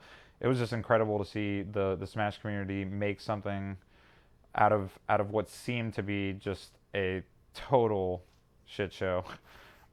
So that was my big takeaway. Like I think it was mainly the venue's fault that it all went down like that. So I wasn't like super, upset with like any particular individual in the Smash community. I think it's just a testament to like the fact that we all pulled together, we made it happen, got at least 90% of the players over the new venue and played the tournament out. It's really insane to think about, but got to give a shout out to Twitch and the awesome Smash community for making that happen. Yeah, dude. Fuck yeah. It was insane. I think they threw down like $50,000. Jesus, that's ridiculous. Holy fuck, Nintendo needs to give us that kind of money. I know. Jesus. Fucking Nintendo, dude. I hate Nintendo. Let's Yeah. not talk about that though. No, we won't go there. We can't. I just hope one day they'll love us. Or just fuck off. I really hope it happens, but I don't think it will. No. Did you hear? Sorry to cut you off. Sakurai, apparently the first thing he said when he met M2K and Zero was, "Don't talk to me about character balance." Before he even like shook their hands or anything. Like that's what I heard. I was like, "Damn, dude, that's cold, man." Like, cool.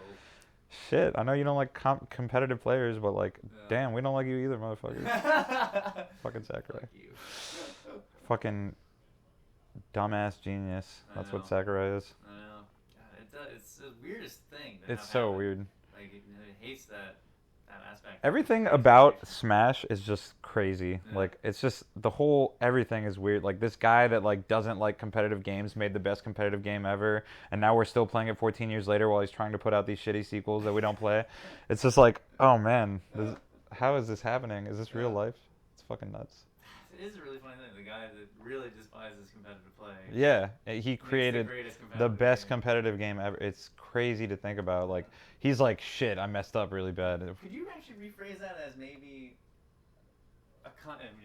without saying it like that? With that, maybe yeah. a company or a game that's supposed to be one of the like least competitive. Yeah, yeah. One of the greatest competitive. Yeah. Titles.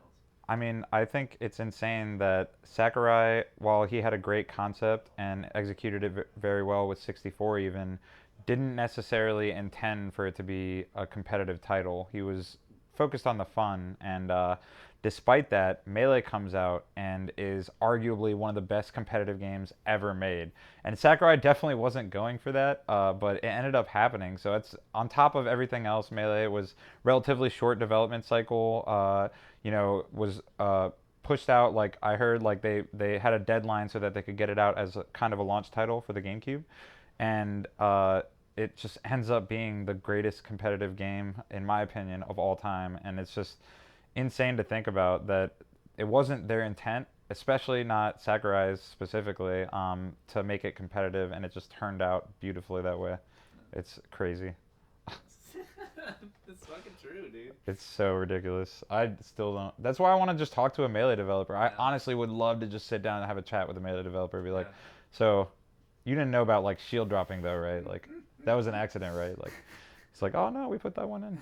We didn't Yeah, that's a good question. Like, did they? right? Shield Like dropping, a lot of mechanics, I'm just like, was this just somehow like beautiful accident, like edge canceling?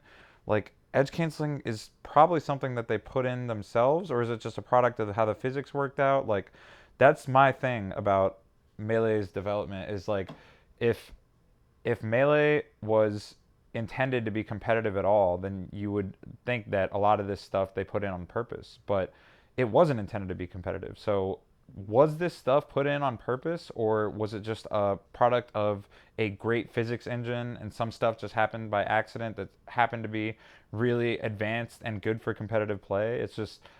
It's an enigma. Melee is just a beautiful enigma that I am always constantly amazed by, and why I can still talk about it for hours on end, even though I've played it for the last 14 years. The fact that there's a video game that came out 14 years ago that has completely shaped who I am as a person, and I still play arguably with more passion now than I ever have. Like, I love Melee. Like, I want to play more now. I can't because of my wrist, unfortunately, but I want to play more now than I ever have in the past, I feel like. And that's so crazy. Like, I don't know how that's happened. It's just an amazing thing. And I think that's part of why the Smash community is able to pull off stuff like restructuring Apex and moving it to a new venue. And like when Evo was about to not stream Melee, like the Smash community backlash just immediately reversed that decision. Like, there's so much stuff that is incredible about Melee when you think about it. But I think it's just the product of the fact that the game itself is so amazing, and anyone who recognizes it kind of is just happens to be an amazing individual themselves, and it's created this incredible community that I'm super happy to be part of. Mango has mentioned before that it's like nobody loves their game like Melee people love. Yeah, no, like if you talk to anyone else about the competitive game they play, I feel like there's almost always a few complaints in there. Like, they're always like, "Oh man, that was dumb. Like, so and so, shouldn't be in the game." You never hear that from Melee players. If Melee players complain, it's about their own play, like making Johns and stuff like that. They're never like criticizing the game for being flawed. Almost never, because the game is really not that flawed. It's very few flaws, if any, and it's just really amazing, again, that it came out of something that wasn't necessarily intended to be this amazing competitive title. It's ridiculous. Cool. Very good, very good. I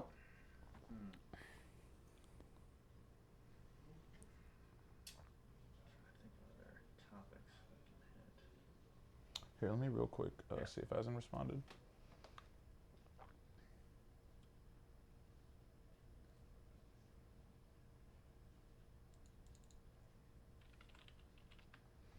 Oh, 1 second.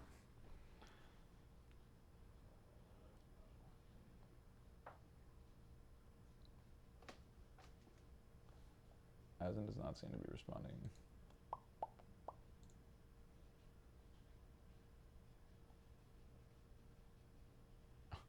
This Facebook boost post thing is ridiculous to me. What is it? It's like you can pay money to have more people see a post. Oh. That was weird. It's absurd. No. Yeah, I'm not down. Darn it, Asin. Can you not Asin me? The classic Asin.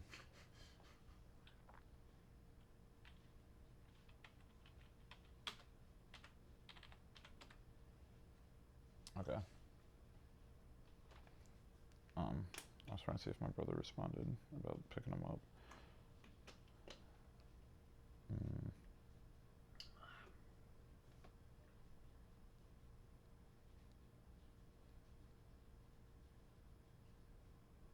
Okay.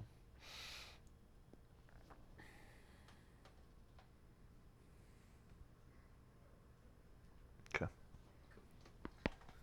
Oh, That's good. sick.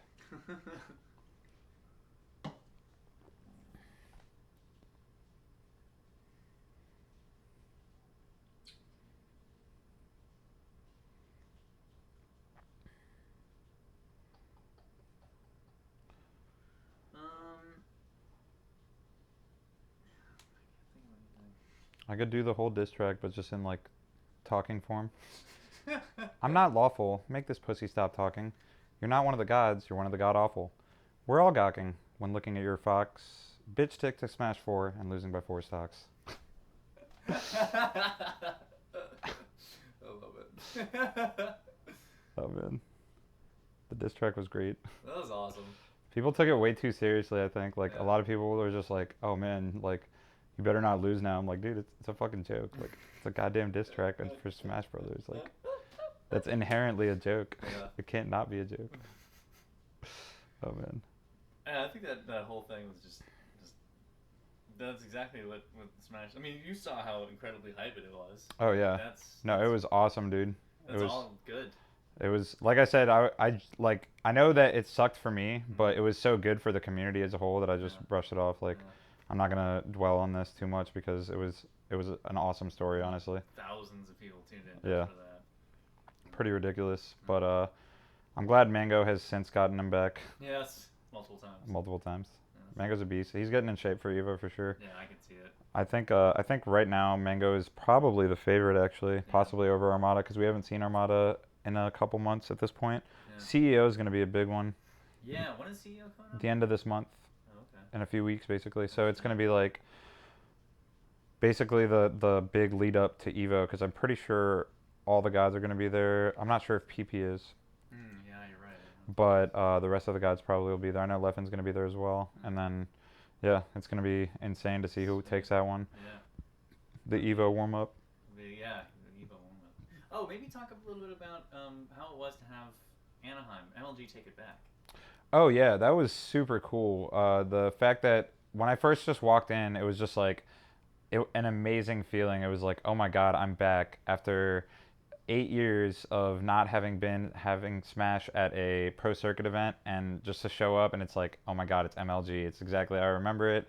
There's huge stands, huge screens. Like, it's just an awesome feeling. It's something that I feel like is unrivaled by most other tournaments. It's just the atmosphere of an MLG event, and to experience it again was so cool. Like, I know it was only for that one event, but it still was a really awesome feeling. Kind of just indicative of what I talked about earlier, where we really thought Smash was going to get to that level to some extent, at least back in 2006 when MLG did pick us up. But then when we got dropped again, it was like, oh man, like dreams shattered pretty much. And to see them just like somehow come back to fruition 8 years later is just, it's an insane thing. It's honestly just undescribably cool that actually went down like that. To be fair, the tournament itself had some issues with how it was run and stuff like that. But I really hope that it doesn't affect like the relationship between Smash and MLG. I know MLG's always just been big Smash fans, and that's why they still like helped us out when MLG was taken off the pro circuit and stuff like that. But they, I hope that it doesn't affect the relationship. The fact that MLG Anaheim wasn't the best ran tournament in the world, and that we can see Smash at an MLG again, just because it's like Smash and MLG is like a match made in heaven. Like, they did so much for us, and like we definitely bring like a different flavor to the MLG tournaments that they're not really used to, I think. And so it's just an awesome experience all around. Yeah, yeah. Maybe say that again. Restate it. With with the information that we used to be there. That would be a great way to kind of like bookend it. Yeah. So back in 2006, when we first got we got on the MLG Pro Circuit and it was bigger than ever, it really started to feel like a real esport. And for it to then decline in popularity due to various factors after that, and really seem like the game was dying, it's beyond amazing that the game has basically had a resurrection and came all the way back to make it back onto an MLG Pro Circuit event. That's an amazing feat, and it really just shows that the Smash community is resilient, extremely resilient. We just know how to keep doing what we love. It's really just a product of people like this game so much that they're willing to keep it alive no matter what it takes. And that's what's kept us alive, and all the amazing stuff that has happened in the Smash community, raising almost $100,000 for breast cancer, the Apex debacle turning into somehow a real tournament. Like, everything that's happened with the Smash community is a product of amazing people, and these amazing people happen to love this amazing game. So it's really cool to see that Smash has resurged like it has. And thanks in large part to yourself, dude. Shout out to Samox. Fuck. Maybe if you could, just what is a qualifier? A qualifier? Like an MLG qualifier? Yeah, MLG and Apex qualifier. Oh, okay. A qualifier is basically an event that you can earn points at based on the result that you get. You can earn points toward a big final event usually, and they use that for seeding purposes. Sometimes you actually get to skip part of the stages, like the early pool stages, and sometimes you'll be put into the final bracket, which was the case at Apex. Everyone who had earned, I believe, the top 16 in points from all the Apex qualifying events got automatically into the top 48 final bracket, and they were automatically the top seeds as well based on how many points they'd earned. And so everyone else had to work through all the pool stages to get to the bracket while they just had a free pass to the final day. So especially when qualifier events let you skip a portion of the event, that's a really big deal. Many qualifying events is just for seeding purposes though, but MLG, the pro circuit back in the day, was basically a bunch of qualifying events for the final in Vegas, and only the top 8 qualified based on points. And so it was cool to see that the points really mattered in a system like that, and when you get to skip part of the event and stuff like that. But either way, I think qualifying events are a really cool concept, and they end up building up really well to make the final event that much more hype. Yeah. Awesome. Perfect. Great. Sick. Let's see. Check on Mazin real quick. Yeah.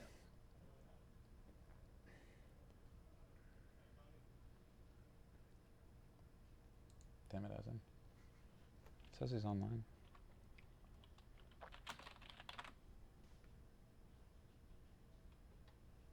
Okay.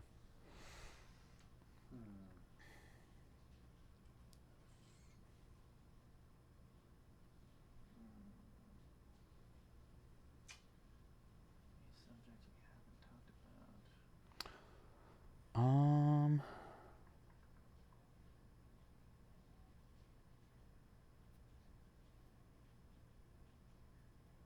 I don't know. We've pretty much covered a lot. Yeah. Are you gonna like? I mean, obviously the focus is gonna be on the gods, but are you gonna do anything about like the next tier of players, You know, like the like Axe and Lucky and they'll probably be mentioned, Hacks? but probably side things supporting. Oh, okay. Cast. Yeah. That's right. Five people in a single movie is hard enough. Yeah. Fair enough. That is very true.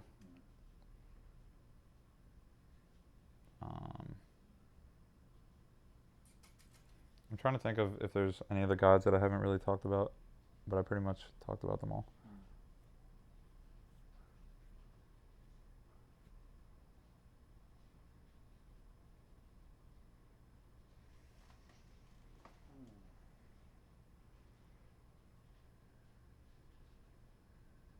Yeah, we talked about one of them. Battery. Word. I mean, I guess we could wrap it up if we're. I think we got all the good stuff. Yeah. We hit everything. Yeah. And it's a matter of kind of performing, and you hit all the points. So. Legit. Sweet. Dude, well played. Before I get you out of, or let you go, Yeah. would you be down to do like a quick on the road update? Have you seen the other ones that I did? Yeah. Yeah, just like I don't know what we were talking to the camera about. Just like, what's up, guys? Yeah. No, I'm definitely down. So, cool. Want to go outside for that? Yeah. Should I keep this on? Yeah. I should probably